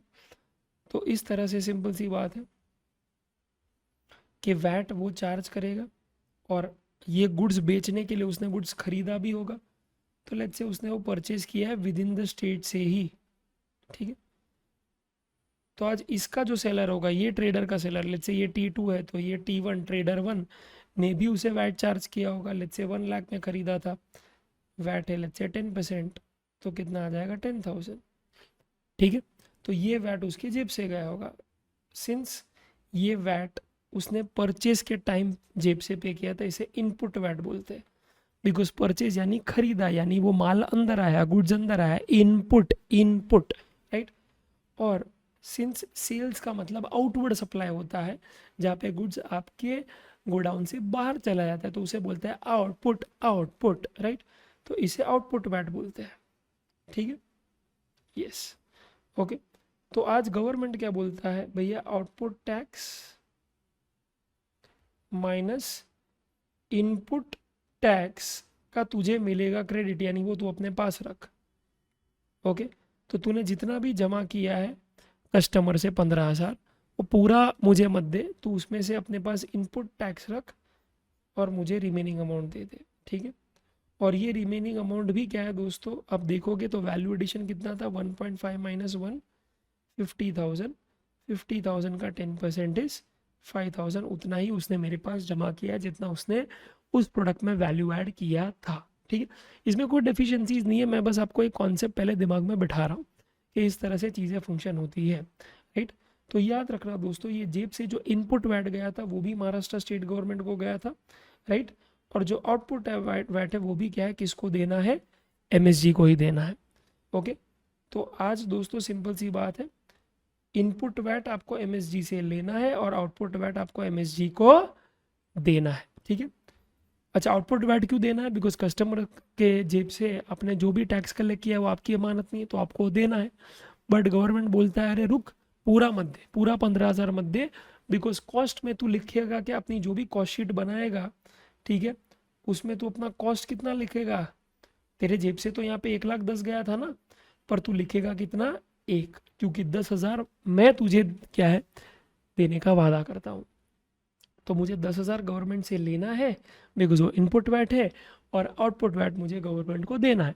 तो 15,000 देना, 10,000 लेना, तो नेट कितना देना, 5। इस तरह से क्या चीज़ों को रखना, ठीक है। तो एक चीज़ हमेशा क्या है याद रखना, आप जिस गवर्नमेंट के साथ रजिस्टर्ड हो, जैसे यहाँ पे you as a trader were registered with whom, Maharashtra state government, please keep this in mind, very important point, ठीक है। तो आप जिस गवर्नमेंट के साथ रजिस्टर्ड हो, आपके जेब से जो टैक्स गया है, ओके, वो किस गवर्नमेंट को गया है वो बहुत मायने रखता है माय डियर फ्रेंड्स, ठीक है, वो बहुत मायने रखता है, ठीक है। तो आप जिस स्टेट के साथ रजिस्टर्ड हो, आपके जेब से जो इनपुट वैट गया है वो उसी गवर्नमेंट के पास गया है जिसके साथ आप रजिस्टर्ड हो, तो उनको आपको इस इनपुट टैक्स का क्रेडिट देने में कोई दिक्कत नहीं है, कोई आपत्ति नहीं है, क्योंकि आपने उन्हीं के पास जमा किया, ओके। और इसीलिए वही बोल रहे हैं कि 15 में से अपने पास 10 रख, मुझे 5 दे, बिकॉज मुझे वैल्यू एडिशन पे ही वैट चाहिए, एज सिंपल एज दैट, ठीक है, डन, ओके। तो बस एक कंक्लूजन करता हूं कि whenever, okay, the input tax goes to the government where the recipient, okay, is registered, recipient यानी कि जिसने ऑब्वियसली इनपुट टैक्स जेब से दिया है, ठीक है, that government will give you ITC, ठीक है। तो इनपुट टैक्स यहाँ पे किसके पास गया था, महाराष्ट्र स्टेट गवर्नमेंट के साथ, आप रजिस्टर्ड भी किसके साथ थे, महाराष्ट्र स्टेट गवर्नमेंट, ठीक है। इसीलिए आपको क्या है, उस इनपुट वैट का आईटीसी मिला है, ओके। सर अगर वो नहीं गया होता तो नहीं मिलता ऑब्वियसली, ठीक है, वही हमको अगले चुनिंदा एग्जाम्पल्स में देखना है, ठीक है। चल, तो आज दोस्तों दिक्कत अब से शुरू होगी, ठीक है। दिक्कत ये शुरू हो गई कि भाई जो ट्रेडर था, ठीक है, वो रजिस्टर्ड है with whom, with my dear friends Maharashtra state government, ठीक है, यस।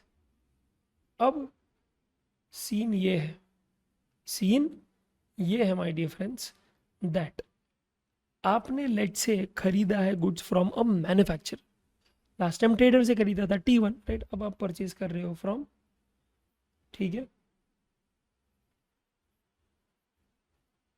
मैन्युफैक्चरर, पर आप बेच रहे हो within the state only, your sale of goods within the state, बेचो किसी को भी उससे फर्क नहीं पड़ता है, खरीदते किससे उससे फर्क पड़ता है, क्यों, क्योंकि आज ये बंदा ओके का परचेज प्राइस आएगा लेट्स से 1 लाख, प्लस सामने वाले ने उसे कोट किया होगा एक्साइज ड्यूटी 10,000।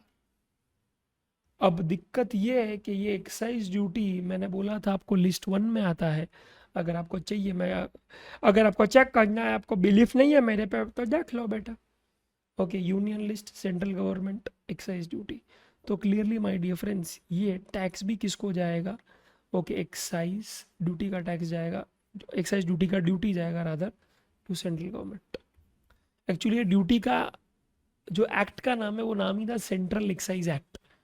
ऑब्वियसली किसको जाएगा? सेंट्रल गवर्नमेंट को ही जाएगा माय डियर फ्रेंड्स। बंधु मेरे बंधु, बंधु मेरे बंधु। ओके, यस, ये चीज आप याद रखना प्लीज। ओके, तो हुआ क्या है? हुआ है ये कि आप रजिस्टर्ड हो किसके साथ? महाराष्ट्र स्टेट गवर्नमेंट के पास।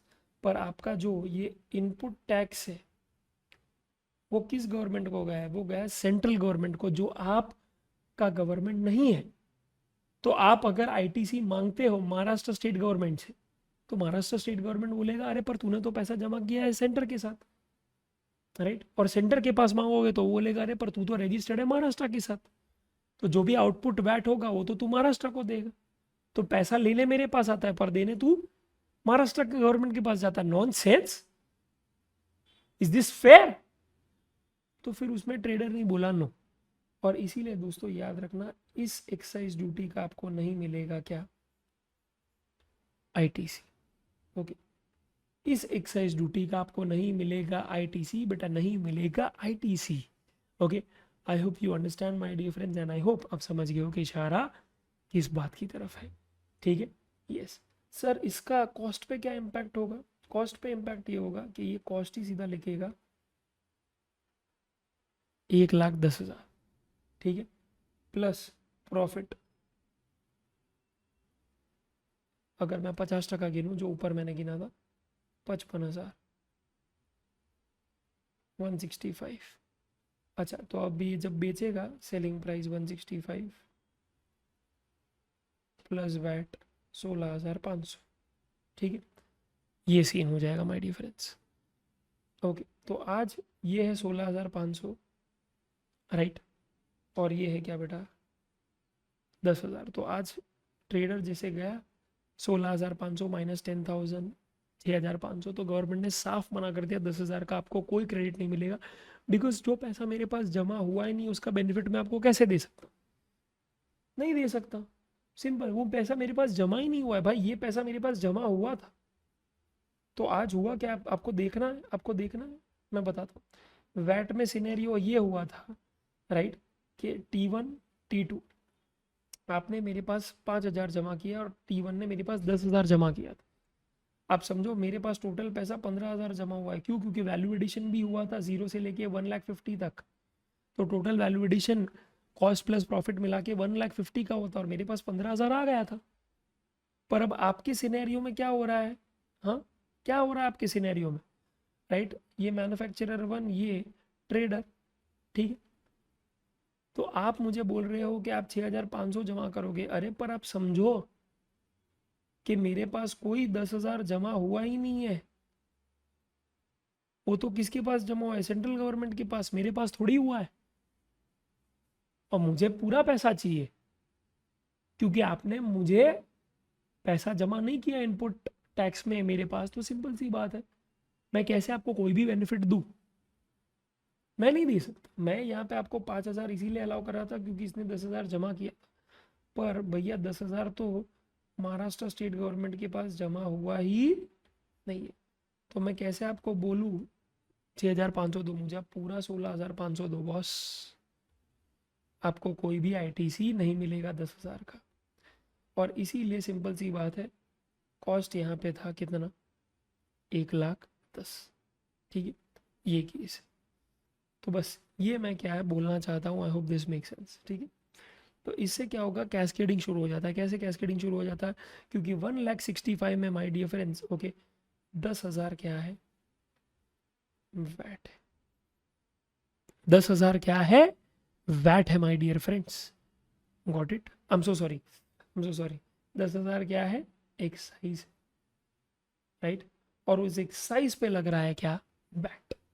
ठीक है, उस एक्साइज पे लग रहा है क्या, VAT my dear friends. I hope that make sense and I hope आप समझ गए हो कि इशारा किस बात की तरफ है, कि यहाँ पे एक्चुअली हो रहा है क्या, वैट ऑन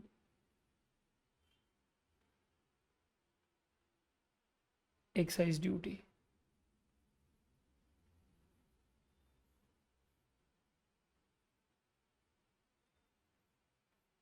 तो यहाँ पे ये कैस्केडिंग हो रहा था। ठीक है, अभी अगर आप सेम चीज़ है ना देखोगे, तो ट्रेडर के साथ सेम चीज़ हो रही है जब वो कोई भी सर्विस लेता था from a service provider, from a service provider, क्योंकि वो भी क्या है, चार्ज करता था 1 लाख प्लस चार्ज करता था सर्विस टैक्स 10,000। और सर्विस टैक्स जैसे मैंने बोला लिस्ट 1 में आता है, सेंट्रल गवर्नमेंट के पास जाता है, सेंट्रल गवर्नमेंट के पास चला जाता था ये पैसा।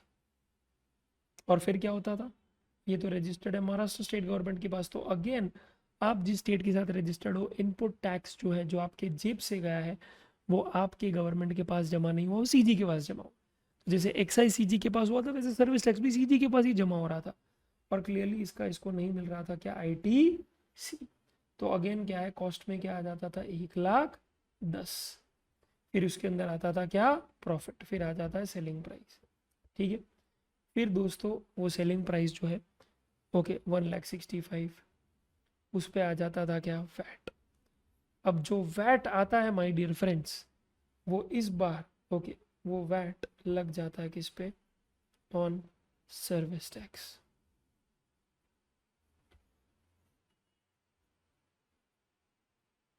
ठीक है, वो वैट किस पे लग जाता है my dear friends, on service tax. तो यहां पे इसका हो जाता है क्या,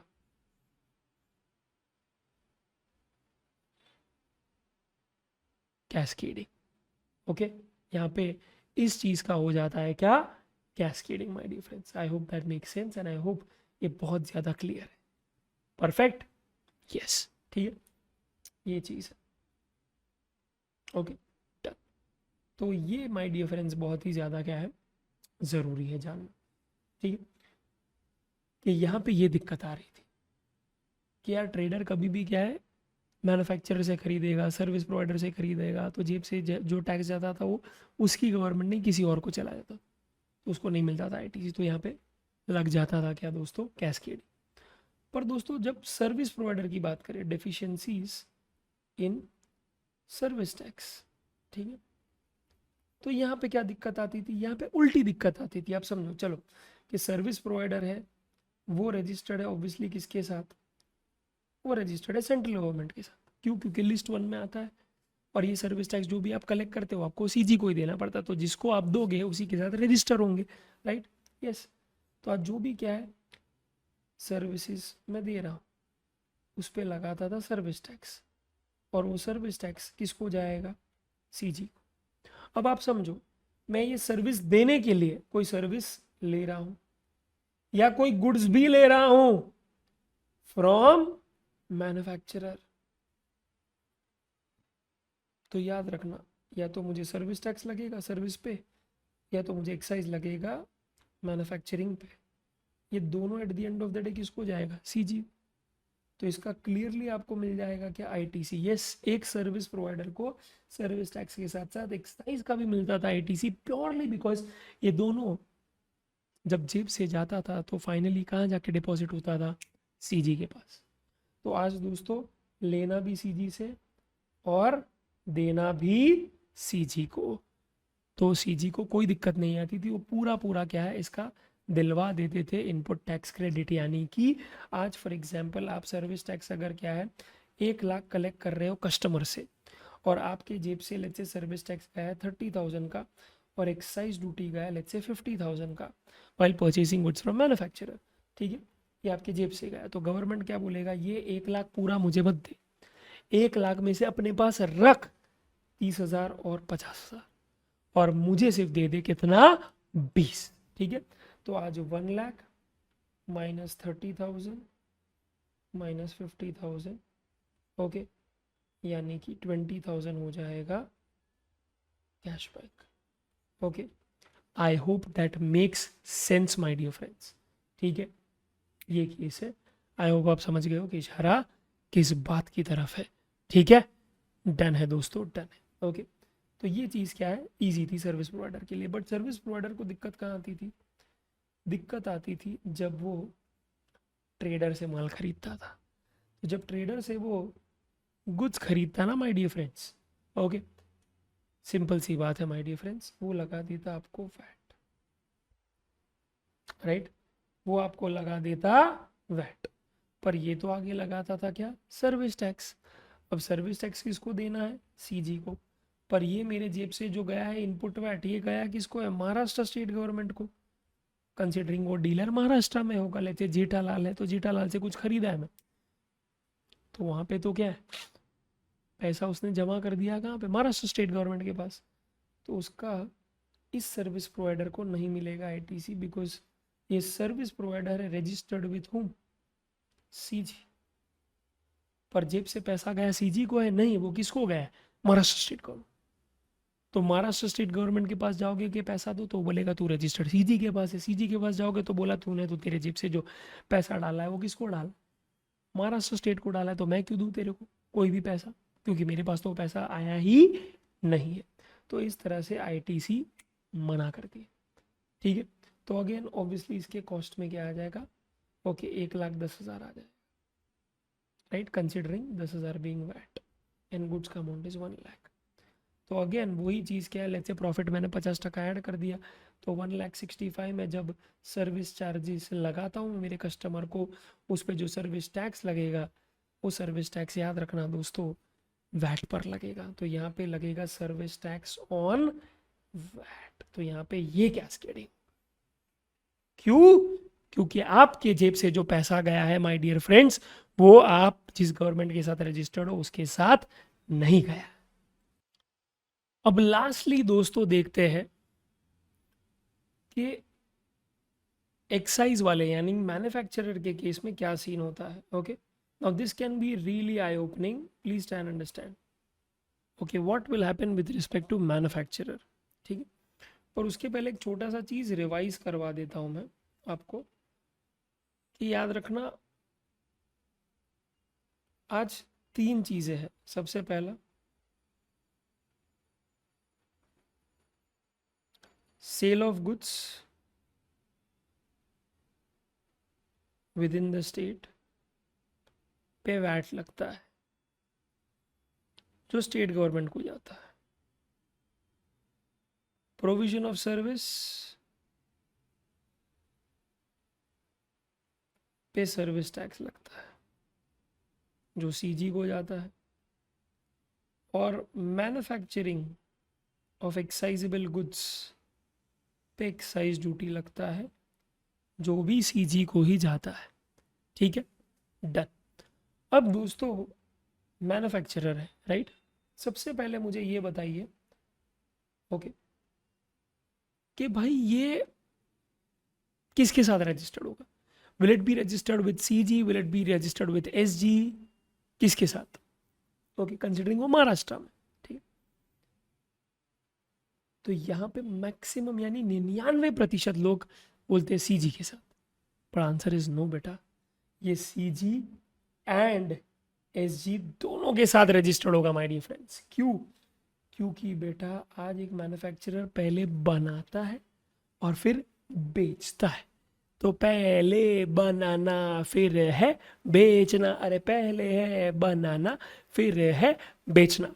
ठीक है, तो आज जब ओके मैं सेलिंग प्राइस कोट करूंगा उसका 10 लाख, जो उसका एफजी है जो बिक रहा है फाइनली। ठीक है, साथ साथ में याद रखना एक्साइज ड्यूटी भी लगेगा और वैट भी लगेगा। तो लेट्स से एक्साइज ड्यूटी लग रहा है 3 लाख और वैट लग रहा है लेट्स से 1 लाख, बहुत ही एडहॉक फिगर से रैंडमली बस ले रहा हूँ मैं। ठीक है, और बेटा ये एफजी को बनाने के लिए आपने ओके मटेरियल खरीदा है और लेबर भी, डीएम एंड डीएल, राइट। तो मटेरियल जो आपने खरीदा है लेट्स से फॉर एग्जांपल वो है ओके 4 लाख का, उस पे let's say for example okay ये आपने ओके आप समझो कि आपने ये कोई मैन्युफैक्चरर से ही खरीदा है। तो मैन्युफैक्चरर 1 खरीदा है, ओके मैन्युफैक्चरर 1 से खरीदा है मैन्युफैक्चरर 2 ने, तो वो भी लगाएगा एक्साइज, वो भी लगाएगा वैट, ठीक है। तो जेब से लेट्स से फॉर एग्जांपल इसका एक्साइज 1 लाख गया है, राइट, वैट फॉर एग्जांपल 50,000 गया है। और यहाँ पे सर्विस प्रोवाइडर ने, यहाँ पे जो भी लेबर कॉन्ट्रैक्टर होगा उसने सर्विस टैक्स चार्ज किया है, लेट्स से फॉर एग्जांपल अपन अपने लेबर लिया है लेट्स से 3 लाख का, तो सर्विस टैक्स उस पर है लेट्स से 1 लाख, ठीक है, डन। तो अब क्वेश्चन ये आता है कि भैया यहाँ पे तो उसने जेब से 5.5 लाख निकाला है और यहाँ पे उसने अपने जेब से 4 लाख निकाला है, ठीक है। ये इसके जेब से लिटरली पैसा गया है my dear friends, got it, yes, गया है उसके जेब से। और ये उसके जेब में पैसा आया है कितना, टोटल 14 लाख, ठीक है, बिकॉज ये आउटपुट टैक्स है और ये सब इनपुट टैक्स जो जेब से गया। अब क्वेश्चन ये आता है, ठीक है, कि सिंस वो दोनों के साथ रजिस्टर्ड है, ठीक है, दोनों गवर्नमेंट को टैक्स देना पड़ेगा, सीजी को भी देना पड़ेगा और एसजी को भी, और होगा ये कि इसका भी एक आउटपुट टैक्स है और इसका भी एक इनपुट टैक्स है जिसका आपको क्रेडिट मिलेगा, ठीक है। तो गवर्नमेंट क्या बोलता है, सुन, गवर्नमेंट बोलता है तेरा output tax liability with respect to central government कौन सा है, तो बोला एक्साइज ड्यूटी सीजी, कितना, बोला 3 लाख।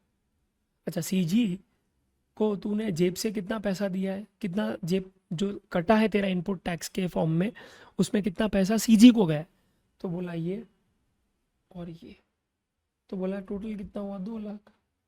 तो भैया तू 3 में से 2 अपने पास रख, 1 मुझे दे दे गवर्नमेंट को।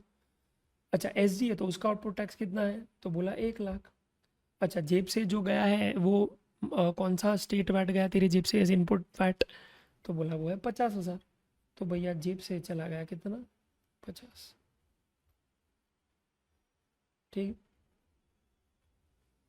तो ये हो गया cash bank, as simple as that, ठीक है। तो क्या है ये चीज़, क्या है बहुत ज़रूरी है समझनी माय डियर फ्रेंड्स, ओके, कि भाई eight the end of the day अगर आप देखोगे यहाँ पे तो आपने जो इनपुट टैक्स पे किया है वो दुनिया भर के टैक्सेस पे किया आपने।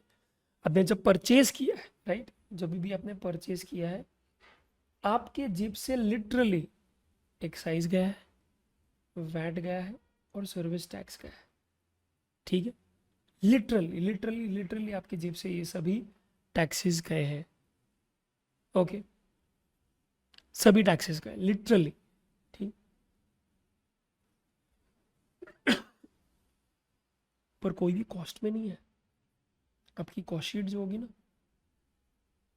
उसमें कोई भी टैक्स कॉस्ट में नहीं आएगा। आपका डीएम जो है, ओके, वो कितने पे जज होगा, 5.5 पे नहीं, 5.5 पे नहीं, वो जज होगा सिर्फ 4 लाख पे।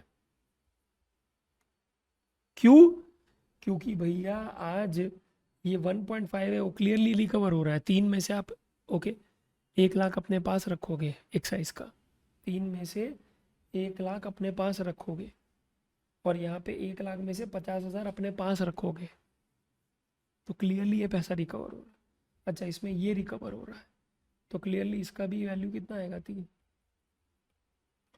तो do you realize my difference कि ये 7 लाख के अंदर there are absolutely no taxes और duties hidden, absolutely no taxes or duties that are hidden, my dear friends, absolutely there are no taxes and duties.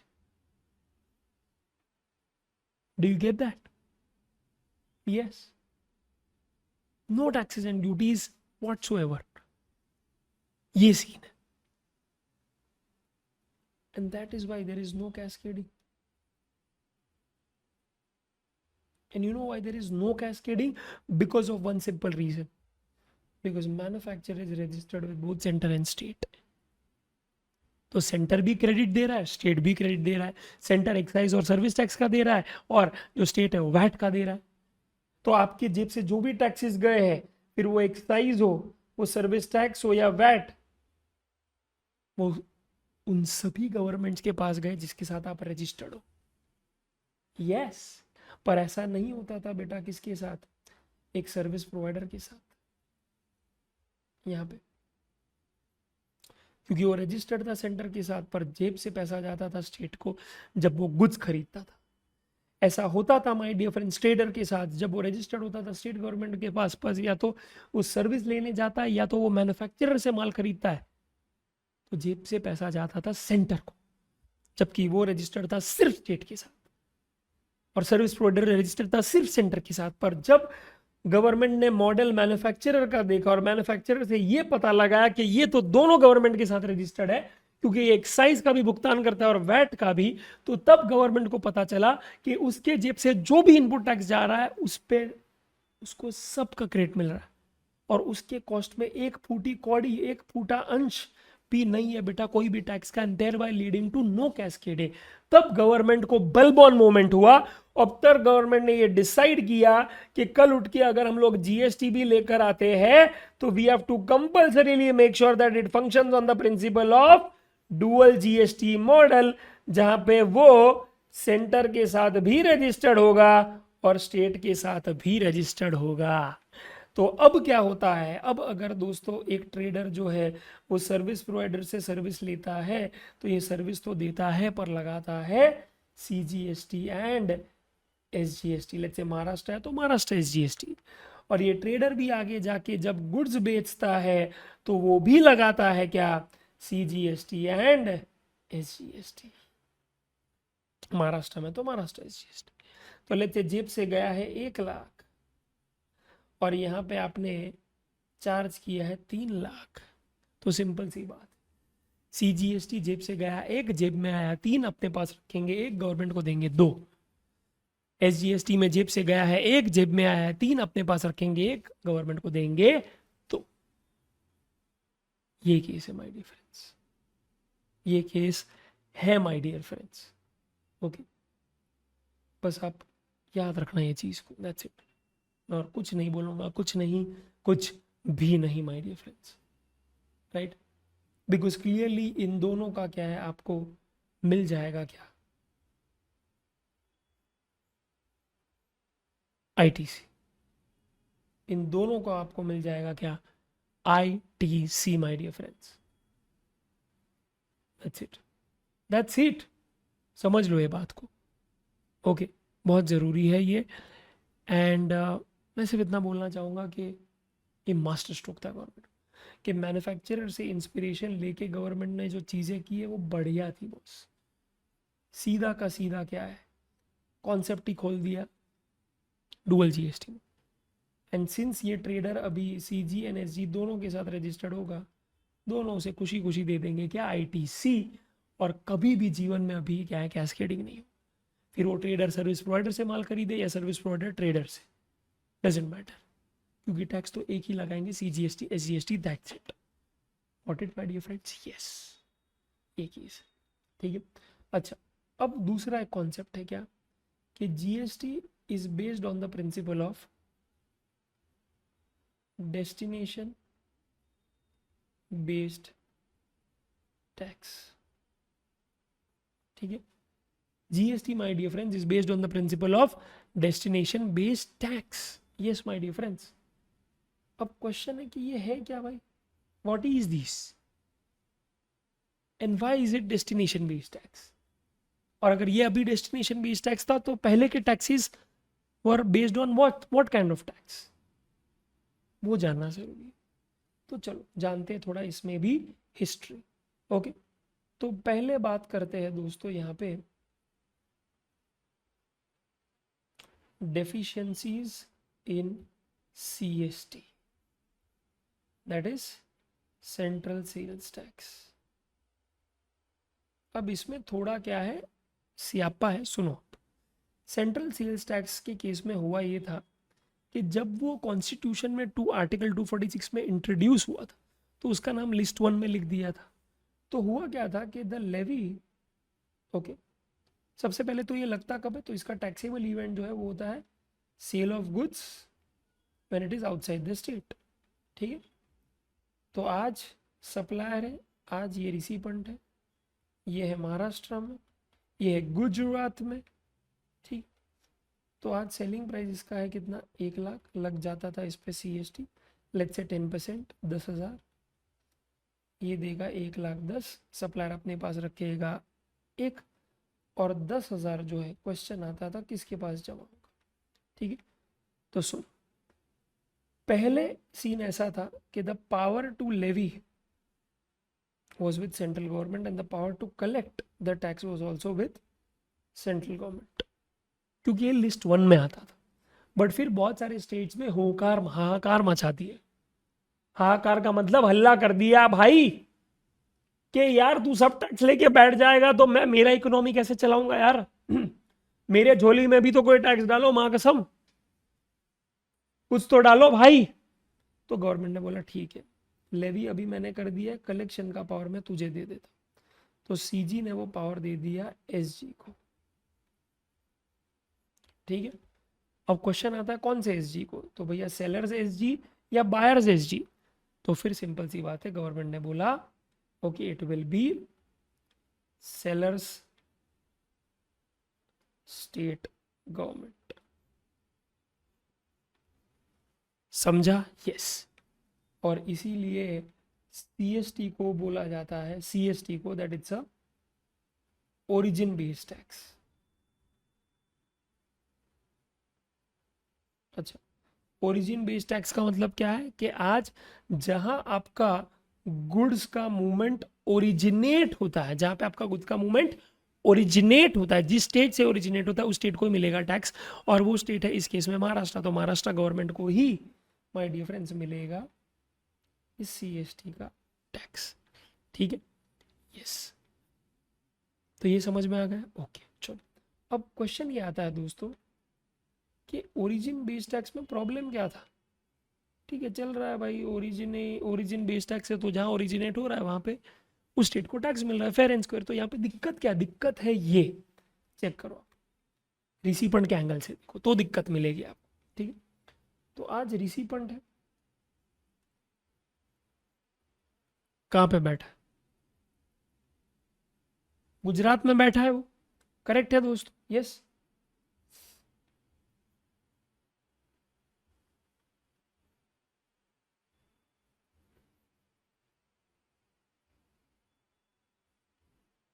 दूसरा यहाँ पे सप्लाई, ठीक, जो महाराष्ट्र। ठीक, अब आप रिसीपंड के एंगल से देखोगे, राइट, तो लेट्स से फॉर एग्जांपल जैसे मैंने बोला था 1,00,000 सेलिंग प्राइस है अपना गुड्स का, सीएसटी है 10,000। ठीक, तो आज 1,10,000 इसके जेब से चला जाएगा। ठीक है, परफेक्ट। और ये 10,000 ये जमा कर देगा महाराष्ट्र स्टेट गवर्नमेंट के पास। नाउ डू यू रियलाइज कि 10,000 तो ऑब्वियसली रिसीपंड के जेब से ही गया है जो गुजरात में बैठा है, और ये पैसा किसको गया है? ऑब्वियसली महाराष्ट्र स्टेट गवर्नमेंट को, क्योंकि इसने दिया सप्लायर को, सप्लायर ने दे दिया महाराष्ट्र स्टेट गवर्नमेंट को। Are you getting it? Yes. तो अब ये रिसीपंड की दुविधा समझो कि इसका जेब से पे किया हुआ टैक्स जा रहा है महाराष्ट्र स्टेट गवर्नमेंट को, जबकि वो रजिस्टर्ड है गुजरात के साथ, क्योंकि आगे जाके तो वैट जो चार्ज करेगा वो गुजरात वैट ही होगा ना भाई। वो करता था क्या? महाराष्ट्र से खरीदता था, गुजरात में बेचता था, तो वैट तो गुजरात वैट ही है बेटा, जो गुजरात स्टेट गवर्नमेंट को जाता था, राइट। तो अब सीन क्या है भाई? सीन ये है कि आउटपुट वैट देना है गुजरात को, पर इनपुट वैट गुजरात को नहीं चला गया, चला गया महाराष्ट्र को। यानी मैं जिस गवर्नमेंट के साथ अगेन रजिस्टर्ड हूं उसके पास वो पैसा जमा नहीं हुआ है, किसी और ही गवर्नमेंट के पास जमा हुआ है। डजेंट मैटर कोई भी हो, सीजी हो या दूसरा स्टेट गवर्नमेंट हो, पर दूसरे गवर्नमेंट के पास जमा हुआ है, तो बोला था कि नहीं मिलेगा आईटीसी। और इसीलिए इस केस में भी कॉस्ट हो जाएगा 1,10,000, और ये 10,000 और कुछ नहीं है, सीएसटी। और यही कॉस्ट फिर क्या है? सीएसटी, यही कॉस्ट के अंदर सीएसटी इंक्लूड होता है, और फिर यही आगे जाके सेलिंग प्राइस में कन्वर्ट होता है, और यही सेलिंग प्राइस पे जब वैट लगता है, खत्म गेम। तो यहाँ पे लग जाता है वैट ऑन सीएसटी। तो यहाँ पे अगेन हो जाता है क्या? Cascading effect. समझा? यस। तो सीएसटी का प्रॉब्लम ये था। ठीक है, प्रॉब्लम क्या था कि रिसीपंट अपने जेब से जो सीएसटी निकालता था वो ओके डिपॉजिट होता था विथ सेलर्स स्टेट गवर्नमेंट, ठीक है, and not with recipient state government, ठीक है। हाँ, अगर वो गुजरात में होता तो मिल जाता, पर वो जमा हो रहा है महाराष्ट्र के साथ, ठीक है। गवर्नमेंट ने यहीं पे क्या है चीज़ों को समझा और बोला कि सुन, जीएसटी में we certainly cannot go ahead with origin based tax because it's a complete failure. Recipient को ओके यहाँ पे नहीं मिलता है क्या आईटीसी, तो इसीलिए to make sure that the recipient can avail ITC, the government actually went with respect to GST from origin based tax to destination based tax. Yes, my dear friends. Destination based tax. समझा? Yes sir. Sir तो इसमें क्या हुआ? इसमें ये हुआ मेरे दोस्त कि आज ये सप्लायर है, आज ये रिसिपेंट है, ठीक है। आज ये है महाराष्ट्र में, ये है गुजरात में। तो आज जब ये सेलिंग प्राइस चार्ज करता है, सप्लाई ऑफ गुड्स करता है, ठीक है, 1 लाख का, तो लग जाता है IGST लेट्स से @ 10%, तो 10,000। तो आज रिसिपेंट IGST दे देता है सप्लायर को, और सप्लायर वही IGST जो है 10,000 का वो जमा करता है CG के पास, और CG वही टैक्स जो है वो अपने पास रखती है, और 50% अपने पास रखती है, और 50% किसको दे देती है? यस, 50% माय डियर फ्रेंड्स वो दे देती है उस स्टेट गवर्नमेंट को जहाँ पे गुड्स या सर्विस कंज्यूम हुआ है, और इस केस में वो गुजरात है माय डियर फ्रेंड्स, उस केस में वो गुजरात है। समझा? यस। तो आज 5,000 CG अपने पास रखेगा, 5,000 दे देगा ओके गुजरात स्टेट गवर्नमेंट को। So did you just realize, my dear friends, that recipient is registered with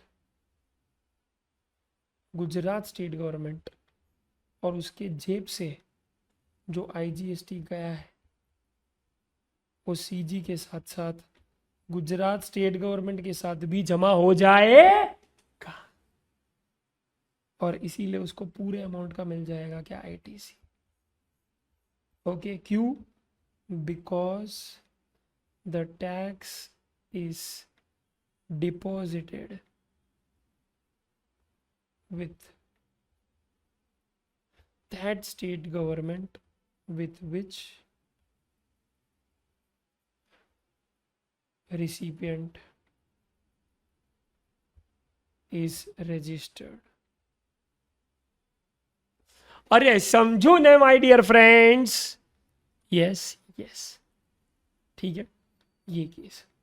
तो जस्ट बिकॉज रिसिपेंट को ITC मिल जाए, हम लोगों ने पूरा का पूरा कॉन्सेप्ट ही 360 डिग्री चेंज कर दिया, और ओरिजिन बेस्ड टैक्स से सीधा डेस्टिनेशन बेस्ड टैक्स आ गए my dear friends. I hope you understand, and I hope you now realize that how amazingly government has actually thoughtfully made sure that GST not just works on dual GST model but is also based on the principle of destination based tax. So logical and makes so much of sense. Okay, this is where my dear friends we end with our session of introduction to taxes, where I wanted to primarily tell you why GST was implemented, my dear friends. ठीक है, and I hope you've got a recent and I hope you've got an absolute understanding of how things work now. ठीक है, perfect है, okay है friends. We are at the verge of completion of our lecture. बस उसके पहले एक छोटा सा क्या है इंट्रोडक्शन देना चाहता हूँ, बेसिक्स देना चाहता हूँ आपको कि कैसे डेली लाइफ में GST लगता है। ठीक है, तो दोस्तों याद रखना, 2 टाइप के सप्लाईज होते हैं GST में, एक होता है इंट्रा स्टेट सप्लाई और एक होता है inter state supply. Okay, definitely आपको इसके बारे में जानकारी होगी, but I just thought of revising it once again. Intra state के केस में माय डियर फ्रेंड्स प्लीज याद रखना, एक होता है जो सप्लाई होता है within the same state, एक होता है within the same union territory. तो अगर आप कर रहे हो supply within the same state, ठीक है, तो लग जाएगा CGST एंड SGST। एंड अगर हो रहा है within the same union territory तो हो जाएगा CGST एंड UTGST, ठीक है। इसके बारे में और डिटेल में चर्चा करेंगे in the chapter place of supply, पर अभी के लिए बस इतना जान लीजिए, if the supply is with in the same state C+S, if it is with in the same union territory C+U, ठीक है। अच्छा, बहुत इंपॉर्टेंट एलिमेंट है ये जानना माय डियर फ्रेंड्स कि आज की तारीख में ओके UTGST एक्ट जो है ओके वो किन स्टेट्स को एप्लीकेबल है, आई एम सो सॉरी, किन यूनियन टेरिटरीज को एप्लीकेबल है, ठीक है। तो सबसे पहले माय डियर फ्रेंड्स ओके आता है चंडीगढ़। दिला देखा रे चंडीगढ़ में, दिला देखा रे चंडीगढ़ में, आई करेंगे डीएस। तो चंडीगढ़ है माय डियर फ्रेंड्स, ठीक है, सबसे पहला यूनियन टेरिटरी जो मुझे याद आता है। दूसरा बेटा Andaman and Nicobar islands, absolutely right, okay. आप जाओगे तो आप रियलाइज नहीं करोगे आप इंडिया में हो। यस माय डियर फ्रेंड्स, इतना शुद्ध साफ पानी है, मां कसम, आपको प्राणी भी दिखाई देगा, मछली जल की रानी है, दिखाई देगी आपको। यस, कचरा पट्टी प्लास्टिक नहीं दिखाई देगा, ओके। नेक्स्ट क्या है दोस्तों, ये बहुत इंपॉर्टेंट है दोस्तों, दीव दमन ओके एंड दादरा नगर हवेली। दोस्तों हम लोगों ने जब सिविक्स पढ़ा था तो ये अलग अलग यूनियन टेरिटरी था, बट अब फॉर एडमिनिस्ट्रेटिव पर्पस, बिकॉज एकदम बाजू बाजू में, एकदम बगल में है बेटा दादरा नगर हवेली दीव दमन के, राइट। और एकदम छोटी छोटी यूनियन टेरिटरीज है, तो क्या अलग अलग इसमें IAS ऑफिसर्स को अपॉइंट करना, IRS ऑफिसर्स को अपॉइंट करना, पूरा जुरिस्डिक्शन अलग हो जाता है इसका, तो उतना एडमिनिस्ट्रेटिव पार्ट भी क्या है ज्यादा हो जाता है, राइट। तो गवर्नमेंट ने इसको क्लब कर दिया so that administrative cost significantly कम हो जाए, एंड इसीलिए दीव दमन एंड दादरा नगर हवेली दोस्तों क्या है अभी एक यूनियन टेरिटरी ही माना जाएगा, ओके। रिसेंटली जो एडिशन हुआ है दोस्तों वो है लद्दाख। यस, जम्मू कश्मीर को दोस्तों क्या है दो पार्ट में डिवाइड किया है, Jammu Kashmir as a state, partly as a state, partly as a union territory, and दूसरा अपना है लद्दाख जो कंप्लीटली रिकॉग्नाइज किया गया है एज अ यूनियन टेरिटरी, ठीक है। और कौन सा बाकी, और कौन सा बाकी है, यस दोस्तों, मालदीव्स को टक्कर देने वाला ओके जो बहुत सुर्खियों में था, okay, and that is Lakshadweep my dear friends, India का मालदीव्स, ओके। तो दोस्तों ये 5 जो है वो क्या है यूनियन टेरिटरीज है, और उस पे एप्लीकेबल है क्या UTGST एक्ट। अच्छा, एक और क्या है दोस्तों उन्होंने स्पेसिफिकली लिखा है UTGST एक्ट के अंदर, बोला है अदर टेरिटरी, ठीक है, बोला है क्या अदर टेरिटरी। अब ये अदर टेरिटरी के अंदर ओके जो पार्ट कवर होता है वो होता है my dear friends beyond TWI but up to okay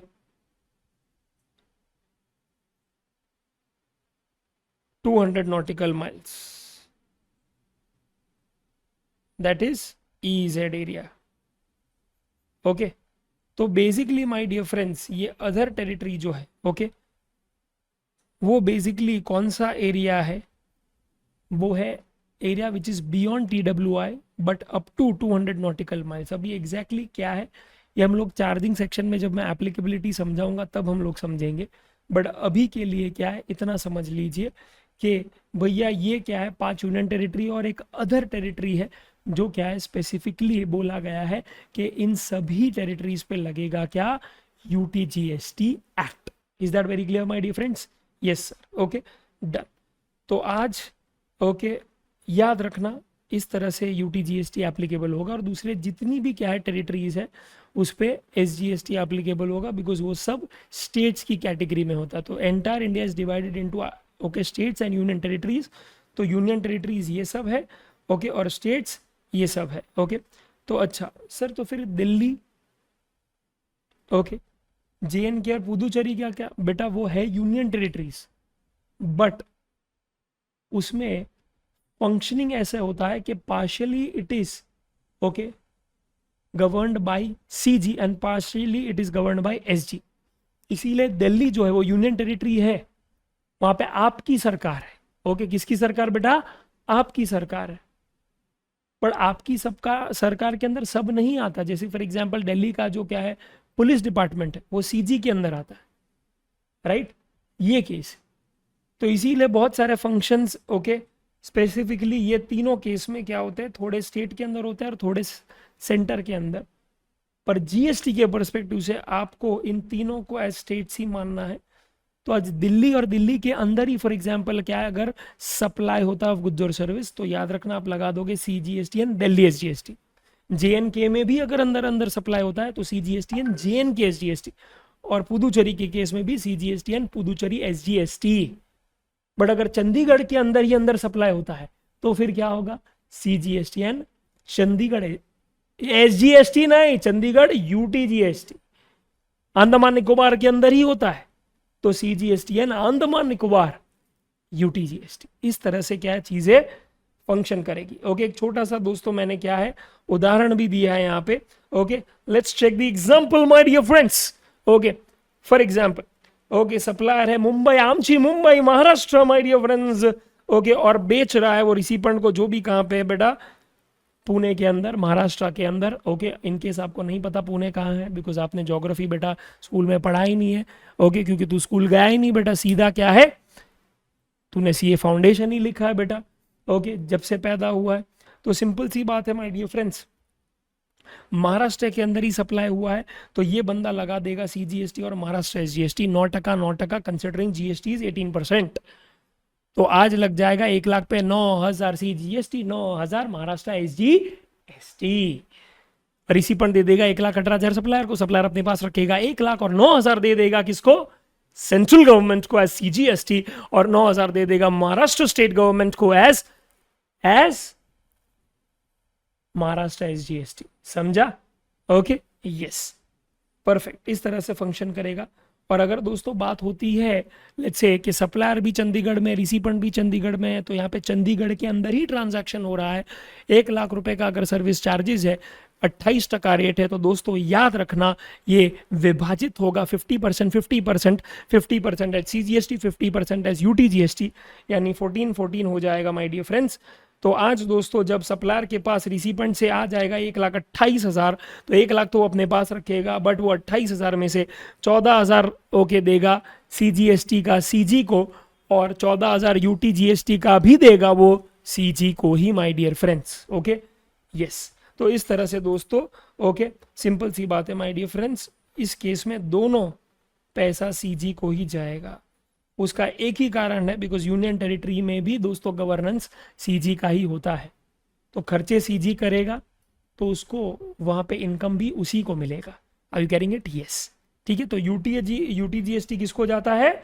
CG को जाता है, ये याद रखना बेटा, याद रखना। ओके, नेक्स्ट क्या माय डियर फ्रेंड्स, बताओ फटाफट से। Interstate supply. इंटरस्टेट सप्लाई कब होता है my dear friends? Interstate supply होता है जब ओके, याद रखिए दोस्तों, सप्लाई होता है between 2 different states, 2 different union territories and 1 state and 1 union territory. For example okay, supplier goods भेज रहा है लेट्स से गुजरात, महाराष्ट्र से गुजरात, या चंडीगढ़ से दमन, या फिर लक्षद्वीप से एमपी मध्य प्रदेश। तो उस सिनेरियो में क्या होगा माय डियर फ्रेंड्स?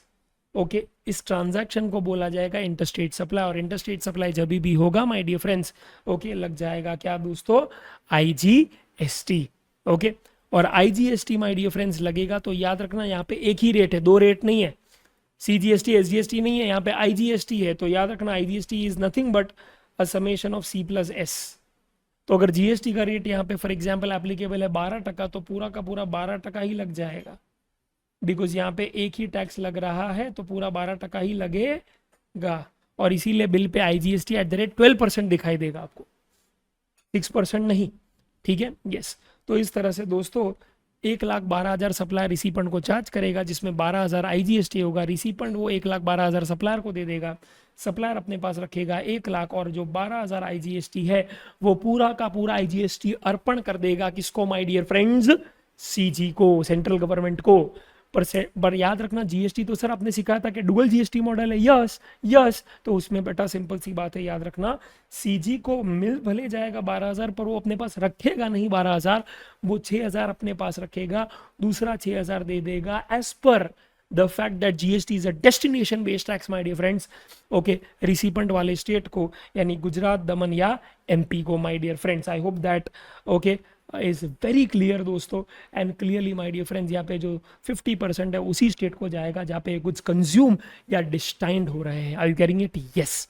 तो इस तरह से दोस्तों चीज़ें पैन आउट होगी with respect to intra state and inter state supply, और इस तरह से डेली लाइफ में लगेगा जीएसटी। ठीक है, तो बस ये कंक्लूड करना चाहता था स्पेसिफिकली आपके फर्स्ट चैप्टर में my dear friends, and I hope आपको समझ में आया है कि इशारा किस बात की तरफ है। ठीक है, जो भी मैंने क्या है स्पेसिफिकली नोट्स लिखवाई है, it is as per your description, आपको क्या लिखना है उसमें, बिकॉज ये एक थियरिटिकल एस्पेक्ट से समझना ज़रूरी है। आप लिख लेते हैं तो बहुत अच्छा है अपनी नोट्स में, इससे फ़ायदा ये होगा कि आपके दिमाग में वो कॉन्सेप्ट बैठ जाएगा। ठीक है, तो स्पेशली अगर आप लिख लेंगे my dear friends previous taxation regime का सेल्स टैक्स वाला पार्ट, वैट वाला पार्ट, ठीक है, तो बहुत बहुत बहुत ज़्यादा फर्क पड़ेगा आपको आपकी अंडरस्टैंडिंग में। ठीक है, तो उसे लिख लेना, and that's it my dear friends. I hope आपको काफ़ी कुछ सीखने मिला हो ये लेक्चर से, क्योंकि हर लेक्चर में मेरी यही कोशिश रहती है कि बहुत ज़बरदस्त वैल्यू एडिशन हो, बट एक छोटी सी क्या स्पेशल चीज़ मैं हर लेक्चर के एंड में करना चाहूँगा, स्पेशली जब मैं ये थैंक यू स्लाइड आपको दिखा रहा हूँ। एक छोटी सी शायरी मैं आपको बताना चाहूँगा my dear friends, that is either motivated me, inspired me और ट्रिगर्ड सम एक्शन, स्पेशली जो मैं बहुत टाइम से डिले कर रहा था। राइट, तो दोस्तों आज की जो शायरी है वो बहुत मुझे इंस्पायर करती है, स्पेशली वो एक्शन लेने से जो मैं बहुत टाइम से प्रोक्रास्टिनेट कर रहा हूँ। इट गोज लाइक, शुरू करो, अभी शुरू करो, जहां हो वहीं से शुरू करो, जितना है उसी से शुरू करो, कमियां होंगी पर मेरे दोस्त शुरू तो करो, जितना जानते हो उसी से शुरू करो, गलतियां होंगी तो फिर से शुरू करो, छोटे से शुरू करो पर मेरे दोस्त शुरू तो करो, शुरू करो और आज ही शुरू करो। कि sometimes the time you take about thinking about doing something is much more than actually doing it. तो हर वो चैप्टर, हर वो सम, हर वो सब्जेक्ट जो आपको डिफिकल्ट लग रहा है ना, उसको शुरू करो, बिकॉज आज ही वो दिन है, वो शुभ दिन है जिस दिन आपको उसे शुरू करना चाहिए। क्योंकि जिस दिन आपने उसे शुरू कर दिया ना और उसे समझने लग गए ना, you will soon realize that it was not all that difficult, and you will surely regret of why you wasted so much time just thinking about it instead of actually doing it. That's it, my dear friends. This is your tax ka teacher, CA Karan Sheth, signing off.